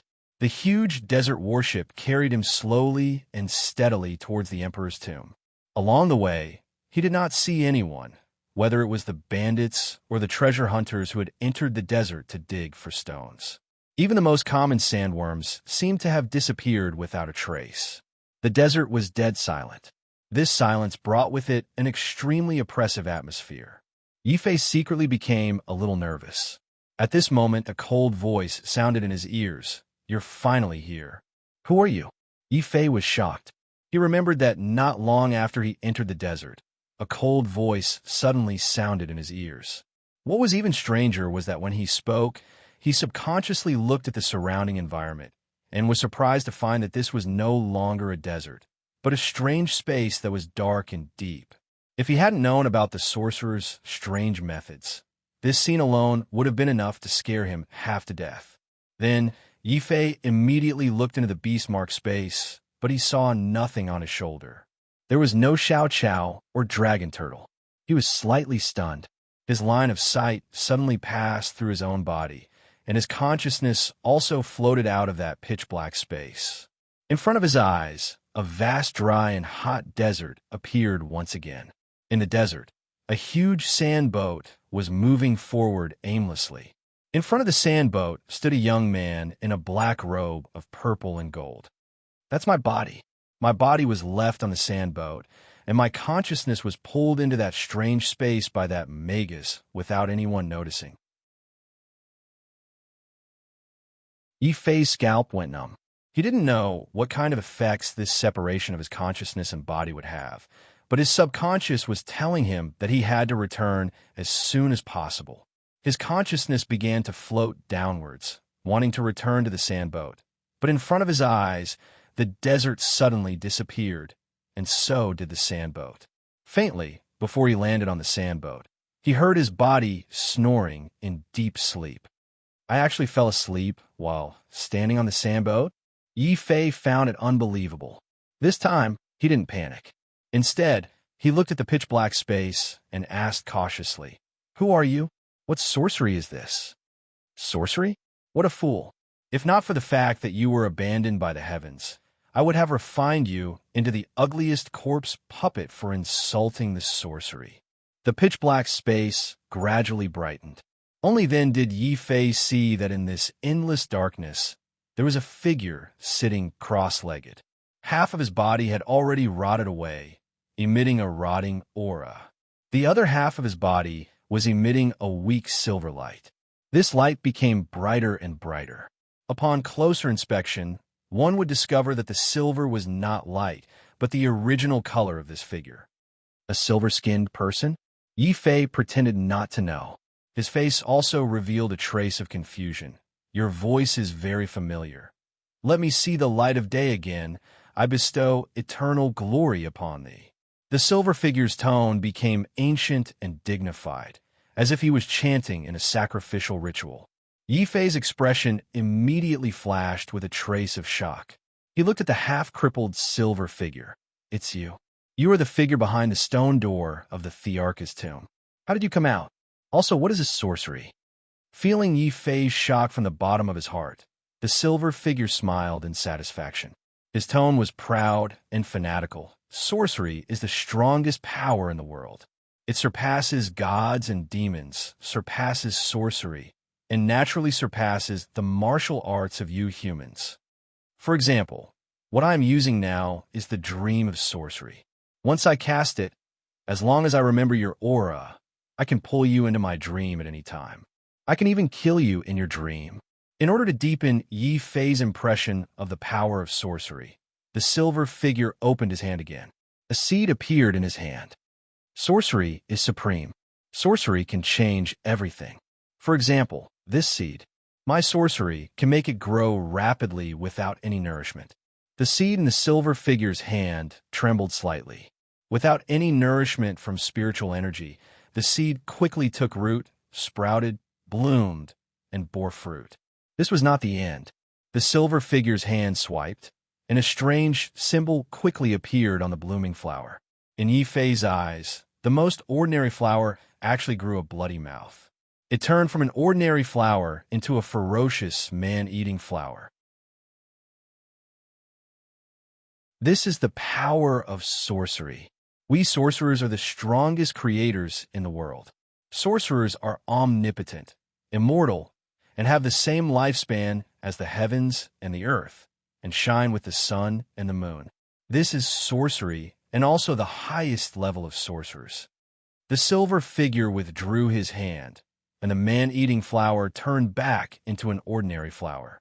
In the end, it turned back into the most ordinary seed. It was as if the scene just now was an illusion. However, Yi Fei clearly sensed that it was not as simple as an illusion. Other than being shocked by sorcery, he was also curious about sorcery. However, in order to obtain more information from the sorcerer, he deliberately sneered disdainfully and said, "Everyone knows how to brag. Your methods are very strange. You can actually pull me into your dream forcefully. Since this is your dream, you have the final say in what you want to create. You still don't understand. That's right. In the human race, you are the most insignificant ant. You have no right to know the power of sorcery and the greatness of sorcery." The silver figure shook his head. He did not speak again, and the surroundings turned dark again. On the sandboat, Yi Fei's standing body suddenly fell. He had been awakened from his dream, and he could feel his body again. However, before he could carefully recall what had just happened.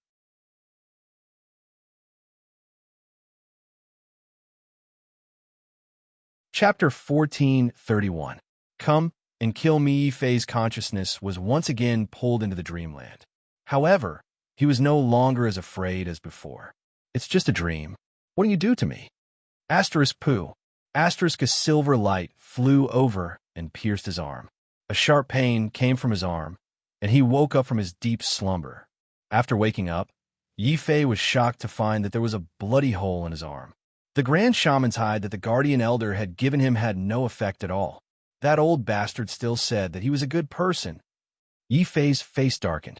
It was as if he could see 100,000 vicious beasts running past him. However, before he could react, another strange force forcefully pulled him into the dreamland. Yi Fei was speechless at the strangeness of Magi. Don't come. You just want to tell me that you can kill people in the dream. Then force me to help you escape from the Emperor's tomb. If there's anything, let's talk it out.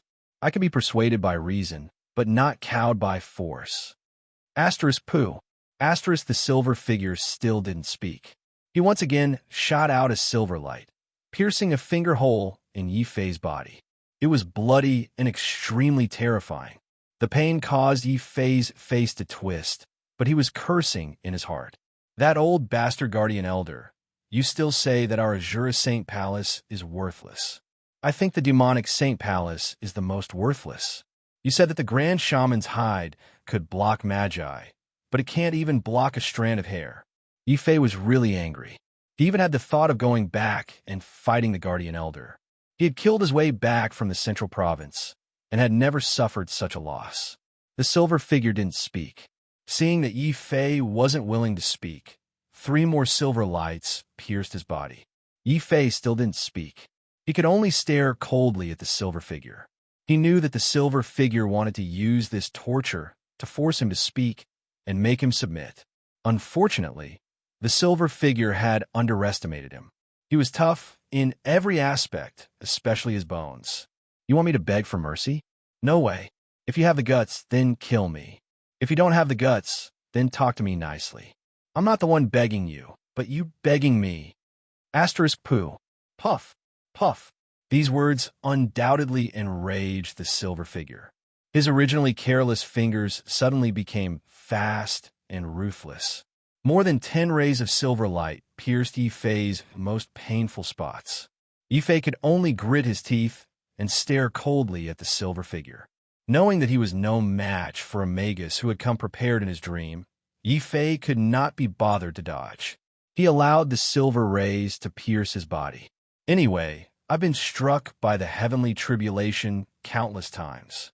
So what if it hurts a little? I'm almost numb.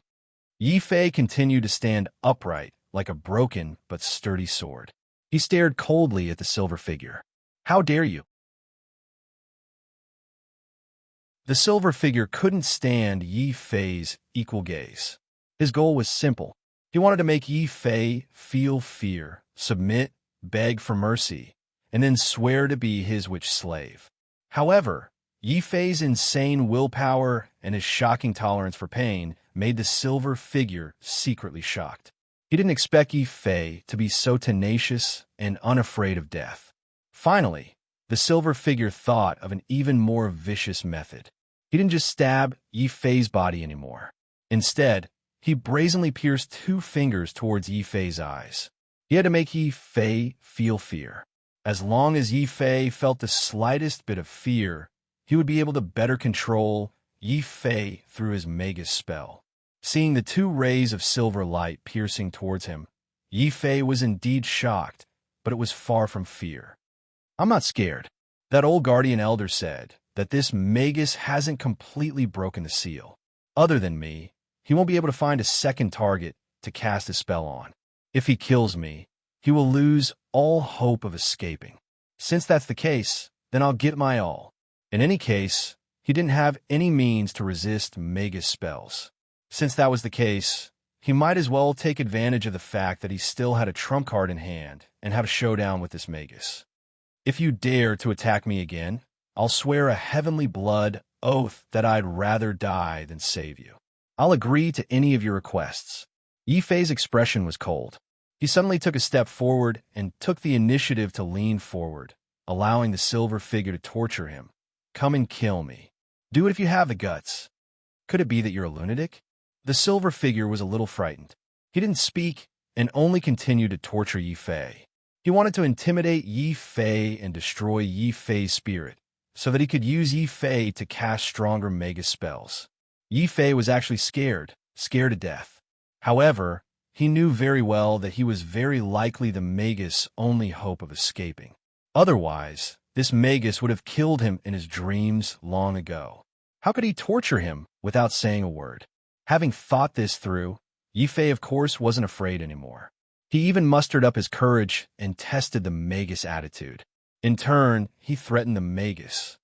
Come and kill me quickly. Seeing that the silver figure had stopped, Yi Fei felt even more confident. He took another step forward, impatient and eager to die. The silver figure was even more hesitant. It was obvious that this was the first time he had encountered such a troublemaker like Yi Fei. Yi Fei wasn't afraid of threats. However, if he didn't threaten him, how could a mere human be so disrespectful to him? Are you really not afraid of death? The silver figure's tone suddenly turned cold. That kind of coldness made Yi Fei feel as if his soul was about to be frozen. He quickly adjusted his attitude. After all, this was a silver-skinned magus who was comparable to a martial emperor. If he didn't have some ability, the guardian elder wouldn't have let him in as bait. Of course I'm afraid of death. However, I also know that fear alone is useless. If you wanted to kill me, you would have done so long ago. Why do you have to go through so much trouble? Seeing that the magus had no intention of continuing to attack, Yi Fei simply walked up to the silver figure and sat down cross-legged, adopting a negotiating posture. The silver figure's brows couldn't help but twitch. However, he didn't stop Yi Fei's actions, which was rare. After all, He had been trapped here for almost 10,000 years and was heavily injured. Even if he was a powerful magus, there was a risk that he would die if this dragged on. This was also the reason why he had immediately activated a magus spell and transmitted a message to Yi Fei when he first discovered Yi Fei in the Emperor's tomb. However, Yi Fei had left too quickly and the seal of the tomb was still very strong. Hence, he couldn't quickly prepare a magus spell to deal with Yi Fei. However, it was different this time. He was fully prepared and only needed to wait for Yi Fei to take the bait. Then, he could use Yi Fei to escape the tomb and obtain freedom. You're not bad. Your willpower is stronger than I expected. I specially set up this test, and it has stumped countless people. In the end, they all failed. I admire your willpower. Are you willing to follow me and learn magus spells? The silver figure's tone was no longer cold. Instead, there was a hint of admiration in it. Even his earlier torture had become a test of Yi Fei's willpower.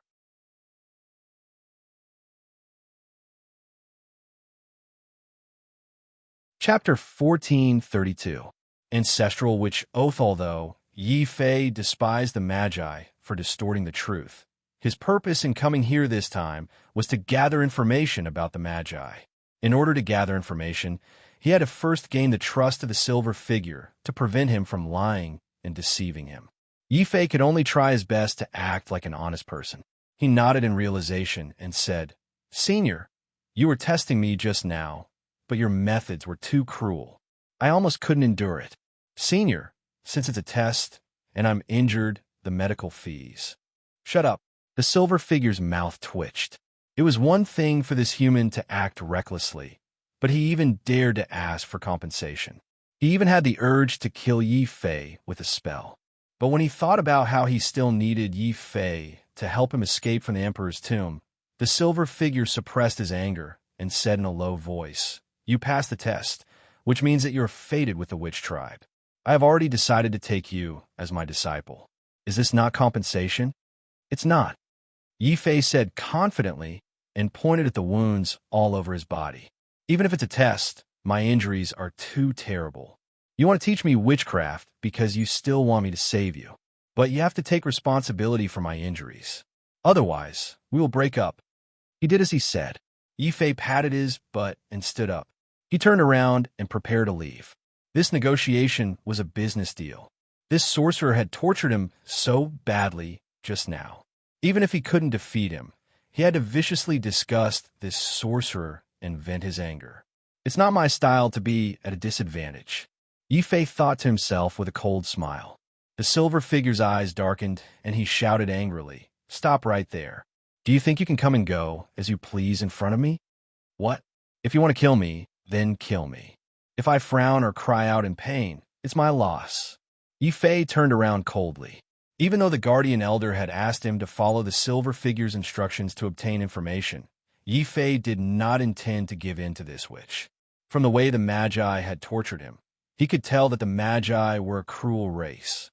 When dealing with such a race, being weak would only lead to greater bullying. Sure enough, when the silver figure saw Yi Fei acting like a troublemaker and actively seeking death, he was so angry that his heart trembled. However, he did not dare to really kill Yi Fei. "Very good. Seems like you've made up your mind. I have to rely on you in order to leave this Emperor's tomb. Aren't you afraid that I'll continue torturing you with my shaman arts after we leave?" The silver figure stood up. Although only half of his body was intact, the aura he emitted was still like a mountain, full of oppression and majesty. If it had been an ordinary warrior, just this aura alone would have been enough to cause their mind to waver and allow themselves to be manipulated by the warlock. However, Yi Fei was different. After the battle of wits and courage with the blood demon, he was already familiar with the aura of a martial emperor. Most importantly, from the warlock's attitude, he was certain that the warlock would not dare to kill him. This was where his confidence came from. In the face of the warlock's threat, Yi Fei coldly warned, "Aren't you afraid that I'll do something when you leave? How dare you?" The silver figure was full of murderous intent. "Let's see if I dare or not." Yi Fei also scowled coldly. Just like that, the two of them stared at each other.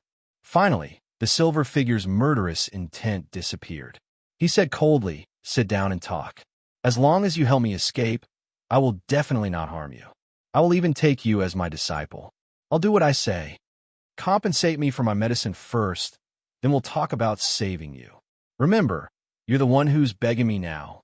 Yifei patted the non-existent dust off his clothes and sat down again.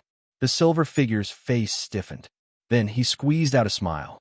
He took out a blank scroll from the void and placed it in the middle of the room. "I can give you benefits, but you humans have always been cunning. Words are no guarantee. Do you dare to sign the witch's oath with me?" "What's the witch's oath?" Yifei asked curiously. The silver figure said, "That's the highest oath we warlocks can make. Once it's made, we can't go back on it. If we violate it, we'll immediately be turned into ashes and consigned to eternal damnation." "It's that serious?" Yifei was secretly shocked. He understood that the witch's oath was similar to the heavenly blood oath. Once it was made, it was very difficult to go back on it. "It seems that this warlock is also afraid that I'll do something when I save him. However, if I want to get information from the witch tribe, I have to gain this fellow's trust." Thinking of this, Yifei decided to take a risk. He nodded and said, "We can make an oath, but I want to know the contents of the oath. Also, it has to be written in our human language." Yifei's attitude was very firm. "Damn you, treacherous human." The silver figure was extremely angry. He originally wanted to use the witch tribe's language to trick Yifei. However, he didn't expect Yifei to be so smart and take precautions in advance. Knowing that it was impossible to tamper with the words, the silver figure was very carefree. He directly bit his finger and dripped a drop of silver blood. The blood quickly turned into a pile of distorted words following his incantation and appeared on the scroll. "The first clause of the witch's oath is that once you help me escape from the emperor's tomb, I'll take you in as my disciple. There's no problem with this, right?" "There's a problem. I'm a warrior and a human."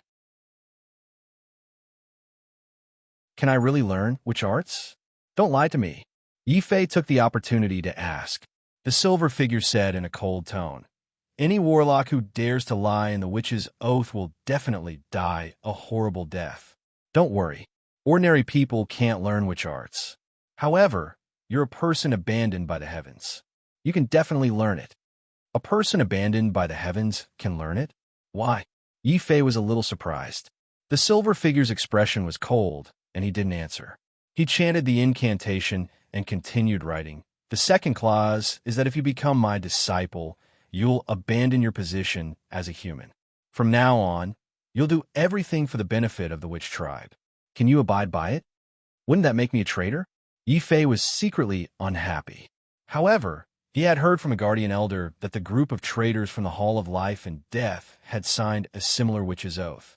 At the same time, the witch's oath was indeed the highest oath for warlocks. It had an absolute binding effect on those below the Grand Warlock and Martial God realm. It also had a partial binding effect on those above the Martial God realm. The guardian elder had also told him that if the silver figure made such a request, he would agree to it.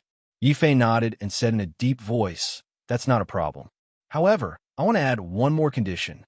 I can agree to become your disciple and learn witch arts from you. However, we have to sign an oath.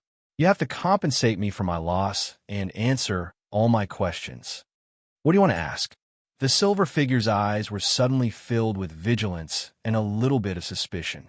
Yifei's expression didn't change. He said coldly, "You want me to work for the witch tribe?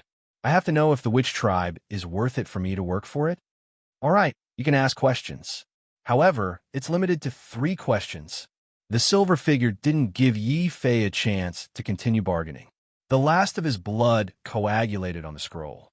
The scroll represented the witch's oath. It suddenly emitted a deep black light.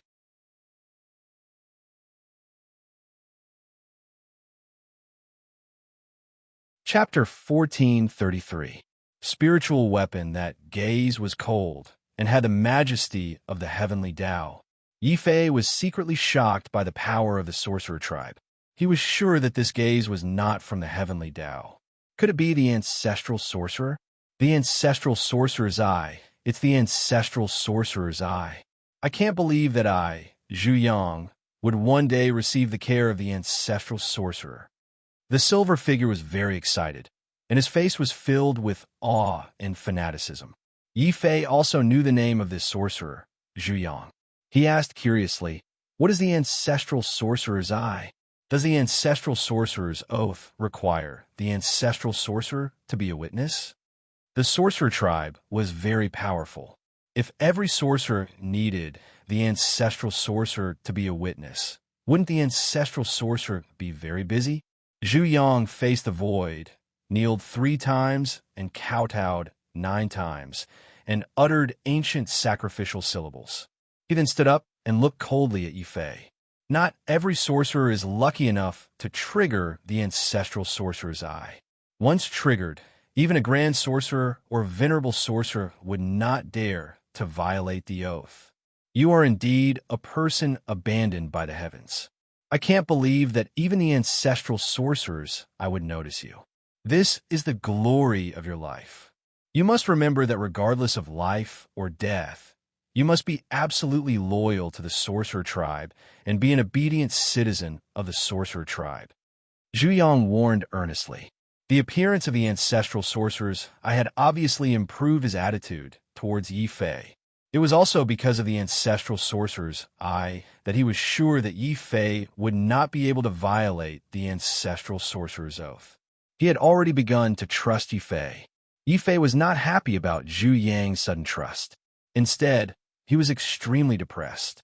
The guardian elder had told him about the ancestral sorcerer's oath. However, he did not say that the ancestral sorcerers I still existed. The next time I believe that the people from the evil demon holy palace are good people, I'll kill myself. Yi Fei secretly remembered this debt and secretly rejoiced. Candle Goat, who had made the vow, was already severely injured. Although the sorcerer was cruel and strange, this was the time when Candle Goat was at its weakest. If the guardian elder could really kill this sorcerer, he could also forcefully break the ancestral sorcerer's vow. Thinking of the outside world, the guardian elder and the tomb keeper had long been prepared, and it was difficult for Candle Goat, who was trapped in the seal, to receive news. The enemy was in the open while he was in the dark. The possibility of the guardian elder killing this wizard was still very high. What Yi Fei needed to do was to proactively pry information out of the Magi and obtain more information about the Magi before they made their move. Therefore, Yi Fei had no choice but to bite the bullet under the witness of the ancestral witch eyes. Together with Zhu Yang, he dripped his blood once again. Both of them left their auras on the scroll at the same time. The scroll started to burn, and then it transformed into 2 strange shaman talismans that fell into each other's palms. Just like that, the contract was officially completed. The shaman talismans were the condensation of the vow made by both parties, just like the blood beads of the heavenly blood oath. Once violated, the blood beads would be crushed, and the other party's body and soul would be destroyed. However, the heavenly blood oath only had restrictions on those below the martial emperor level. The ancestral witch oath, on the other hand, seemed to have absolute restrictions on martial gods. Yi Fei was also speechless. He felt that the risk he was taking this time was actually quite big. If he was not careful, he could become a traitor to the human race. No, I don't want to become a traitor. If the guardian elder can't kill this sorcerer, I have to think of a way to kill him. Kill him. This matter concerned his own life. Yi Fei did not dare to place all his hopes on the guardian elder. Humph. No matter how cunning you are, with the ancestral witch eyes as a witness, let's see how you can go back on your word. You are destined to be my slave for the rest of your life, an animal. A fierce glint flashed in the depths of Zhu Yang's eyes. He had already made up his mind that the first thing he would do when he got out was to torture Yi Fei mercilessly to take revenge on Yi Fei for his previous disrespect. With revenge in mind, Zhu Yang's tone became gentle. "Boy, since you have become my disciple, you can ask any questions you have now." Knowing that Zhu Yang wanted to quickly fulfill the oath and let him out, Yi Fei smiled and hurriedly asked, "Master, you are so powerful. Why are you trapped in a small place like the North region?"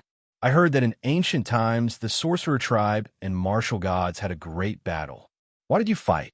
You actually know about the great battle in ancient times? Unfortunately, I am not very clear about the purpose of that great battle. Why don't I help you ask the great sorcerer or grand sorcerer when I bring you back to the sorcerer tribe? Zhu Yang said with a smile. Yi Fei was stunned and said coldly, Do you want to violate the oath? No, I did not violate the oath. I promised to answer your questions, but I did not say that I would answer your questions completely. I can answer you completely, but I can also answer only a part of your questions. Zhu Yang continued to smile, but an imperceptible cold glint flashed in the depths of his eyes. Yi Fei immediately understood that this sorcerer was not only cruel, but also very cunning and vigilant. He had deliberately tampered with the oath. However, he still analyzed that the purpose of the sorcerer tribe's attack on the Tianwu continent seemed to be a very high secret. Only great sorcerers and above were qualified to know it completely. Even if Zhu Yang had access to a part of it, he would not easily reveal it. Knowing that it was impossible to find out the purpose of the sorcerer tribe, Yi Fei could only hold back his anger and asked coldly, Just now, you said that I could learn sorcerer techniques. Was that also a lie? Zhu Yang shook his head, and his expression became serious. I did not lie to you about this. The human tribe cannot learn profound sorcerer techniques, but the people who have been abandoned by the heavens are different. Compared to martial arts, you are more suitable to learn sorcerer techniques. Damn it, this damned sorcerer. Every time he answers, he is so ambiguous. Even if we sign the oath, it will be useless. Yi Fei was very depressed. He felt that these old monsters who had lived for tens of thousands of years were indeed difficult to deal with. A slightly sensitive question would immediately arouse the sorcerer's vigilance. But fortunately, finding out information about the sorcerer tribe is only secondary. Even the guardian elder did not have much hope. Since I can't find out any information, I will just ask some simple questions. Yi Fei's heart skipped a beat. He thought of the green bough that made Xiao Qiao cry. He quickly simulated the image of the green bough and asked fiercely, You should at least tell me the origin of this thing. If you continue to be vague, don't expect me to help you. At most, I will die. Zhu Yang's eyes flickered as he looked at the green bough. Considering that he still needed the help of Yi Fei to leave the emperor's tomb, it was not easy to completely deceive him. He nodded with an ugly expression and said in a deep voice, This is a spirit weapon from the spiritual realm. You'd better not use it. Why can I use it? Yi Fei was puzzled. There is a seal from the spiritual realm on this spirit weapon. Unless it is a powerful spirit object of heaven and earth, it is very difficult for other races to unleash the power of this spirit weapon. It is also very easy to be cursed by the spiritual realm. Zhu Yang's answer was very detailed this time. It was also because Yi Fei's question was too simple. Then, without waiting for Yi Fei to continue asking, Zhu Yang's expression suddenly turned cold. He coldly ordered, I have answered your question. Now it is time for you to fulfill the oath. Yi Fei's face was full of displeasure. He said coldly, Are you begging me or ordering me? I beg you. Zhu Yang gritted his teeth. A terrifying cold light flashed in his eyes. If he did not need to use Yi Fei, he would have the urge to kill Yi Fei.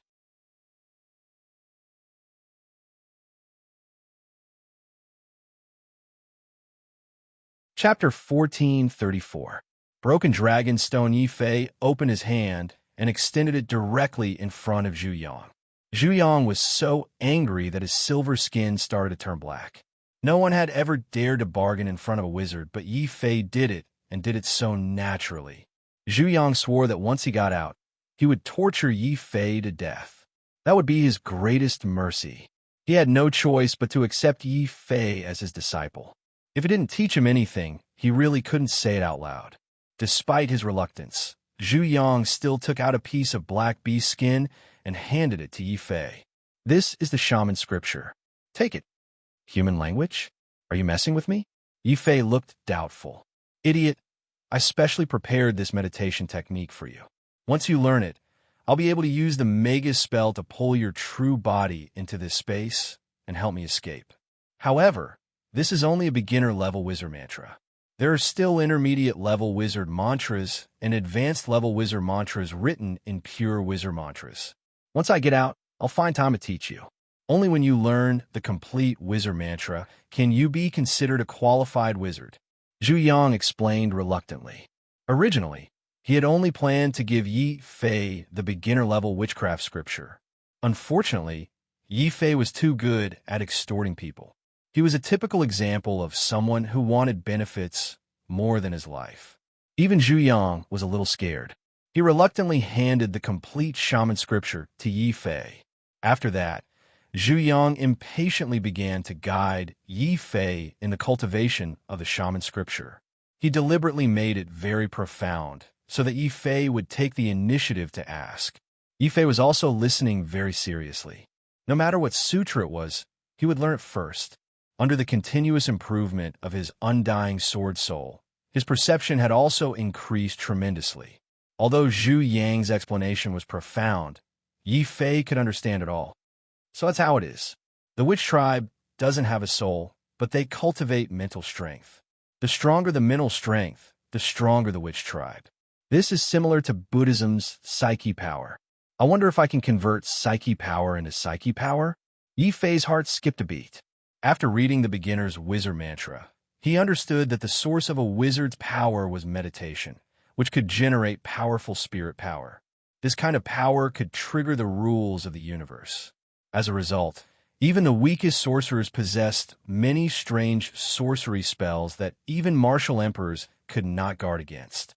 Only by reaching the level of martial god would warriors be able to come into contact with the laws of heaven and earth. Only then would the deterrence of the magi gradually disappear, and the two sides would gradually reach a balance. Unless the warrior was so powerful that he could kill the sorcerer in one hit, without giving the sorcerer a chance to cast a spell. Unfortunately, this elementary shaman scripture only has a method to transform mental energy. As for how to cast shaman spells, there is no record of it. While Yi Fei was thinking about this, he accidentally converted the little bit of telekinesis he had cultivated in the past into pure spiritual power. This gave Yi Fei a shock. So easily? I have mental energy? Zhu Yang's silver eyelids twitched violently. He was extremely shocked by Yi Fei's comprehension and the speed at which he converted his mental energy. A strong sense of jealousy flashed in the depths of his eyes. There was one thing that Zhu Yang did not tell Yi Fei. A person who had been abandoned by the heavens was a taboo in the sorcerer tribe. Once they were discovered, they would be killed immediately. In the past, Zhu Yang did not really understand. Now that he saw how terrifying Yi Fei was, Zhu Yang completely understood the cultivation speed of the shaman scripture. A person who has been abandoned by the heavens must be completely eradicated.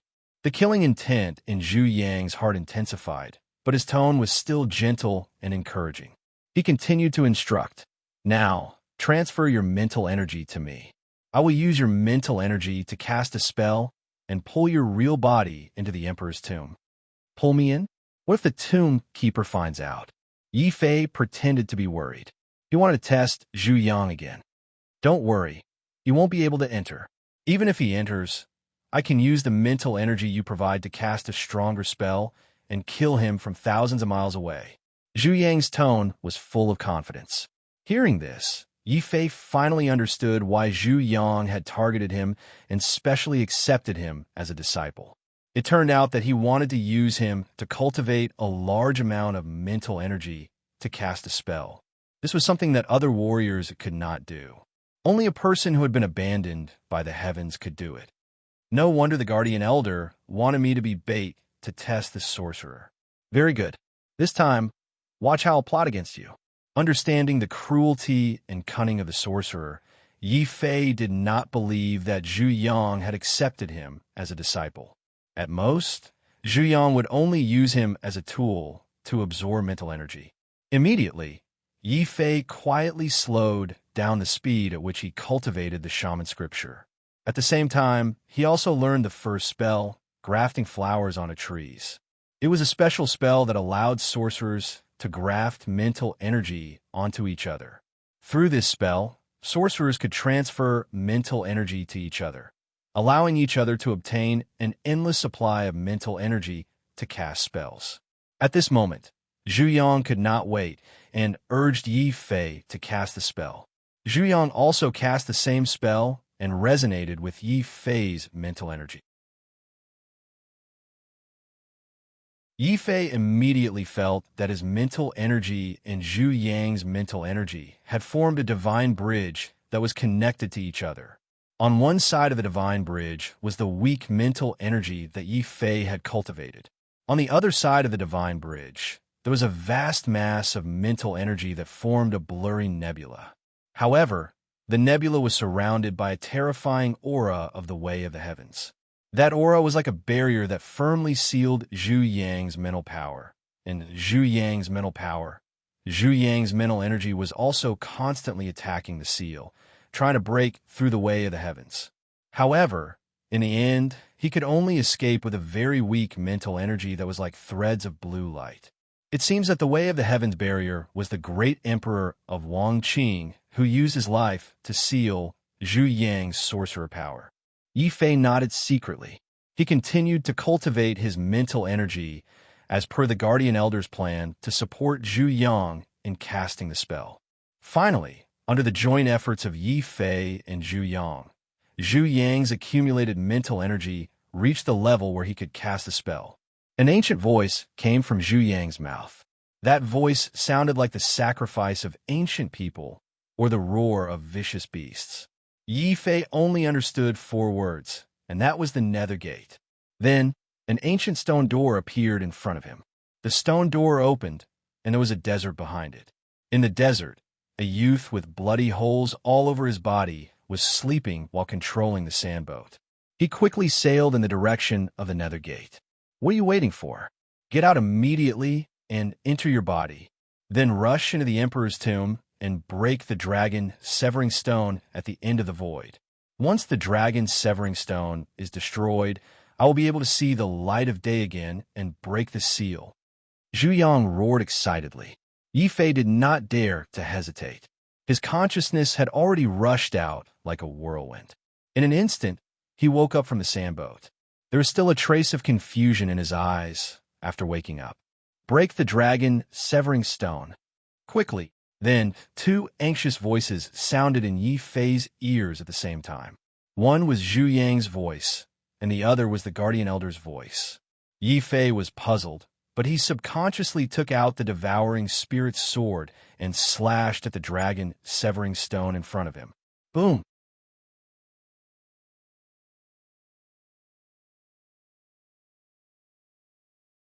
Chapter 1435. The Fierce Battle. It has finally begun.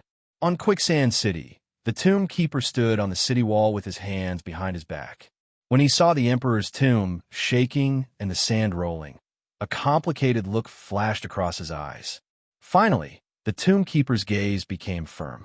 He emitted the cultivation of the 7th level of the Martial Saint realm and rushed toward the desert.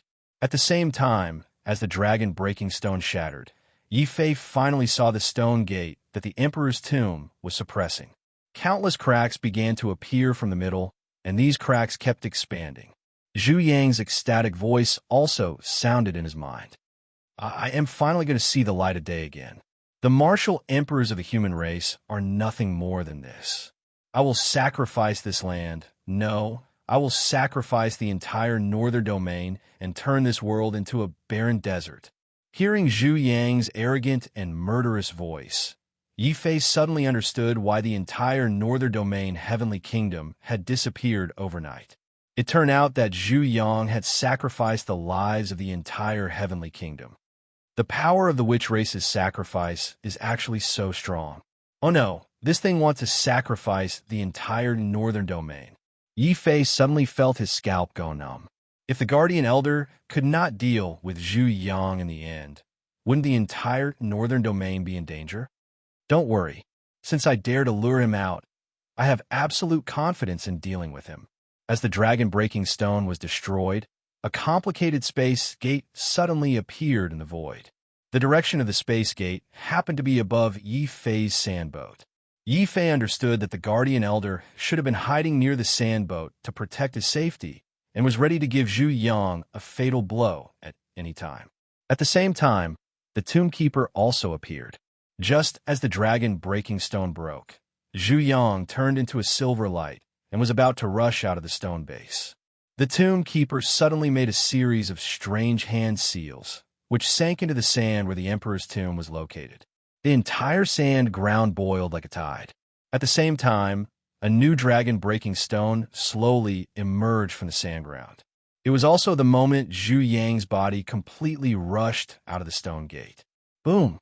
The dragon-breaking stone fell again, like a 1,000-pound gate that was often prepared in the city gate, firmly suppressing Zhu Yang's body on the spot. Damned human race, so you were already prepared. You deliberately tricked me out. Zhu Yang was furious. At this time, half of his body had already broken out of the stone door. The remaining half of his body was suppressed by the dragon-breaking stone and the countless formations in the emperor's tomb. The stone gate, which was originally cracked, Zhu Yang, quickly closed Zhu Yang's is Zhu Yang. Coincidentally, Zhu Yang, who had rushed out, was stuck in the gap of the stone door, unable to move. Clearly, this was part of the Guardian Elder and the Tomb Keeper's plan. They only released half of Candlegoat's body and then used the dragon-snapping stone to trap the other half of Candlegoat's body in the gap of the stone door. This way, Candlegoat became a living target with nowhere to hide or escape. It could only take on all the Guardian Elder's attacks. However, Candlegoat was a powerful sorcerer after all. When he realized that he had been tricked, he reacted quickly. He knew that he would only become a punching bag for the Guardian Elder if he stayed behind the stone door. Zhu Yang suddenly roared out a strange incantation. Following this incantation, Zhu Yang's body began to shed like a snake. A new Candlegoat actually crawled out of his body with great difficulty while he was still halfway out of his body. At this time, the Guardian Elder's attack also arrived. It was a huge black demonic saber. The saber light carried boundless murderous intent and the power to tear through the void. It ruthlessly slashed at Zhu Yang's molted body, causing the latter to let out a shrill scream. Even so, Zhu Yang still showed no signs of dying after taking the blow of the Guardian Elder's demonic saber. Yi Fei watched in astonishment as Candlegoat's silver body was sliced in half by the great demonic saber. His shattered lower body was mercilessly devoured by the demonic aura vortex emitted by the great demonic saber. The upper body of the Candlegoat shed its skin after dodging the Guardian Elder's fatal strike. A new Candlegoat emerged from the broken body. However, the silver glow of this Candlegoat's skin had dimmed. At the same time, Zhu Yang's angry roar sounded in Yi Fei's mind. "You witch slave, what are you waiting for? Don't forget that you have signed the witch oath." "Strange. Am I not your disciple? How did I become your witch slave?" Yi Fei quickly healed his injuries on the sandboat while watching the battle between the Guardian Elder and Zhu Yang in the sky. He had to admit that witch arts were indeed terrifying. The Guardian Elder's fatal strike could definitely kill a martial emperor of the same rank in an instant. However, Zhu Yang had used the strangeness of witch arts to shed his skin twice in a row like a silver snake. Every time he shed his skin, a perfectly intact Candlegoat appeared. It was as if he could not be killed. Then, Yi Fei's heart skipped a beat. Seeing that Zhu Yang did not suspect him, he immediately grasped the devouring soul sword tightly and rushed into the sky. Then, he used all his strength and slashed out a huge Taiji sword diagram, enveloping the Guardian Elder and Zhu Yang. "What's going on? Did he betray us?" The Tomb Keeper looked at Yi Fei in surprise and suddenly launched a sneak attack on the Guardian Elder. Just as he was about to make a move to stop the Tomb Keeper, the stone puppet suddenly appeared before him. The disciples of the Azura Saint Palace will only fight to the death, never surrender. Pung! The moment the huge Taiji sword diagram slashed at the Guardian Elder's back, it suddenly moved like two black and white fish, nimbly avoiding the Guardian Elder. Then it suddenly condensed in front of Zhu Yang, and the Taiji sword qi contained within it completely erupted. Zhu Yang's body suddenly fell into the desert like a kite with a broken string. However, his eyes were filled with hatred and cruelty as he stared at Yi Fei. He coldly said, "You have violated the oath and betrayed your master. The curse of the witch ancestor will immediately destroy your body and soul." "How did I violate the oath? I only said that I could become your disciple. I didn't say when I would become your disciple. Let's see how it goes. When I'm in a good mood, I'll think about it again. Whether it's 100 years later or 10,000 years later, I'll learn witchcraft from you." Yi Fei revealed a simple and honest smile. Just like how Zhu Yang had tampered with the oath, Yi Fei had also tampered with the oath to prevent Zhu Yang from going back on his word. Reality had proven that signing an oath with a witch was purely an act of seeking death. Fortunately, I'm an honest person. I'm just a little bit more scheming. Yi Fei put away the devouring soul sword and suddenly launched in immemorial heavenly art. The ice dragon and the blood dragon, together with the power of two complete domains, mercilessly bombarded Zhu Yang's body. The guardian elder's eyes brightened. He never thought that Yi Fei would be hiding such a powerful immemorial heavenly art.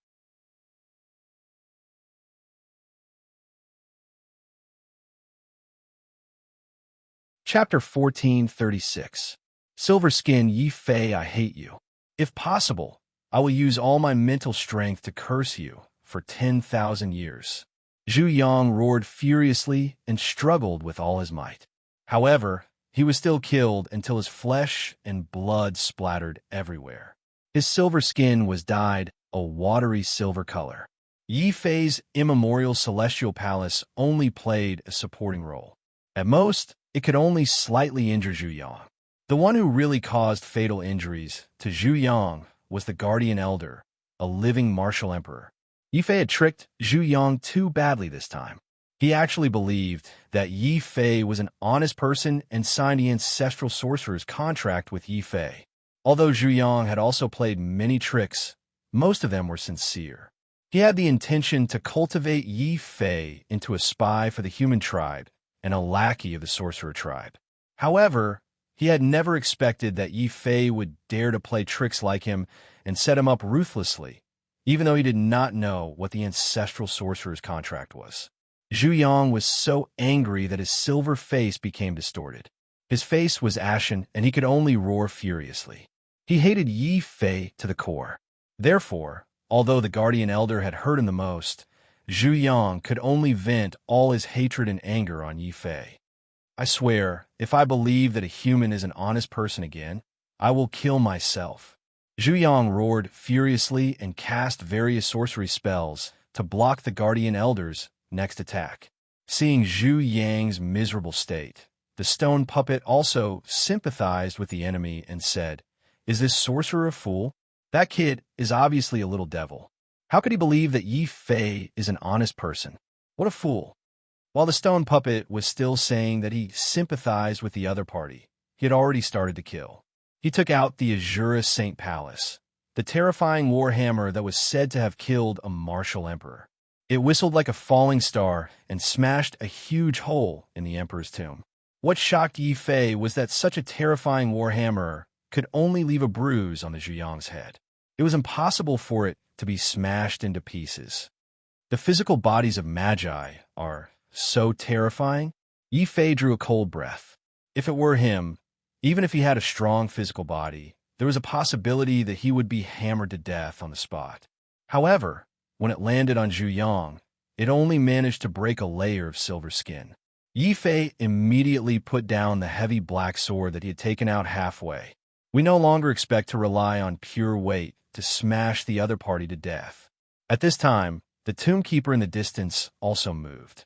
He let out a long roar and suddenly rushed into the tomb, fusing with the remnant dragon vein in the tomb. In an instant, an aged figure with surging dragon chi soared into the sky from the ground. At this moment, the tomb keeper's aura suddenly changed from martial sage to martial monarch. Then, he broke through to quasi-emperor. Only when he reached the threshold between Quasi-Emperor and Martial Emperor did the Tomb Keeper's aura stabilize. Yi Fei understood that since the Tomb Keeper dared to scheme against a terrifying sorcerer like Candle Goat, he must have prepared enough trump cards. Fusing with the Dragon Vein and reaching the limit of a Quasi-Emperor was the Tomb Keeper's strongest combat power. At the same time, this was also the Tomb Keeper's strongest technique. Kill! The Tomb Keeper raised his hand, and his dragon chi shook the sky. The surging dragon chi turned into countless dragon chi claws and bombarded Zhu Yang's silver skin like a rainstorm. Kill! The Guardian Elder's demonic aura was dense. He was like a demon god who killed in all directions. His blade radiance was filled with demonic nature and was also filled with an endless killing aura. In the end, the killing aura turned into countless human figures. They screamed and twisted as they pounced on Zhu Yang. Yi Fei realized that the stone puppet was not exaggerating. This Guardian Elder was definitely a great demon. Only by killing people like flies could he trap his opponent's spirit in his blade, while at the same time as he killed his opponent. Then, he would turn his opponent into a helper of the blade. Heavenly Dragon's 8 extremities. Yi Fei also made his move. Although he did not cause much damage in this Martial Emperor-level battle, his desire to kill Zhu Yang was very strong. After all, he had signed the Ancestral Magus Oath with Zhu Yang and had been witnessed by the eyes of the Ancestral Magus. Even if both parties had tampered with it, Yi Fei was still a little worried.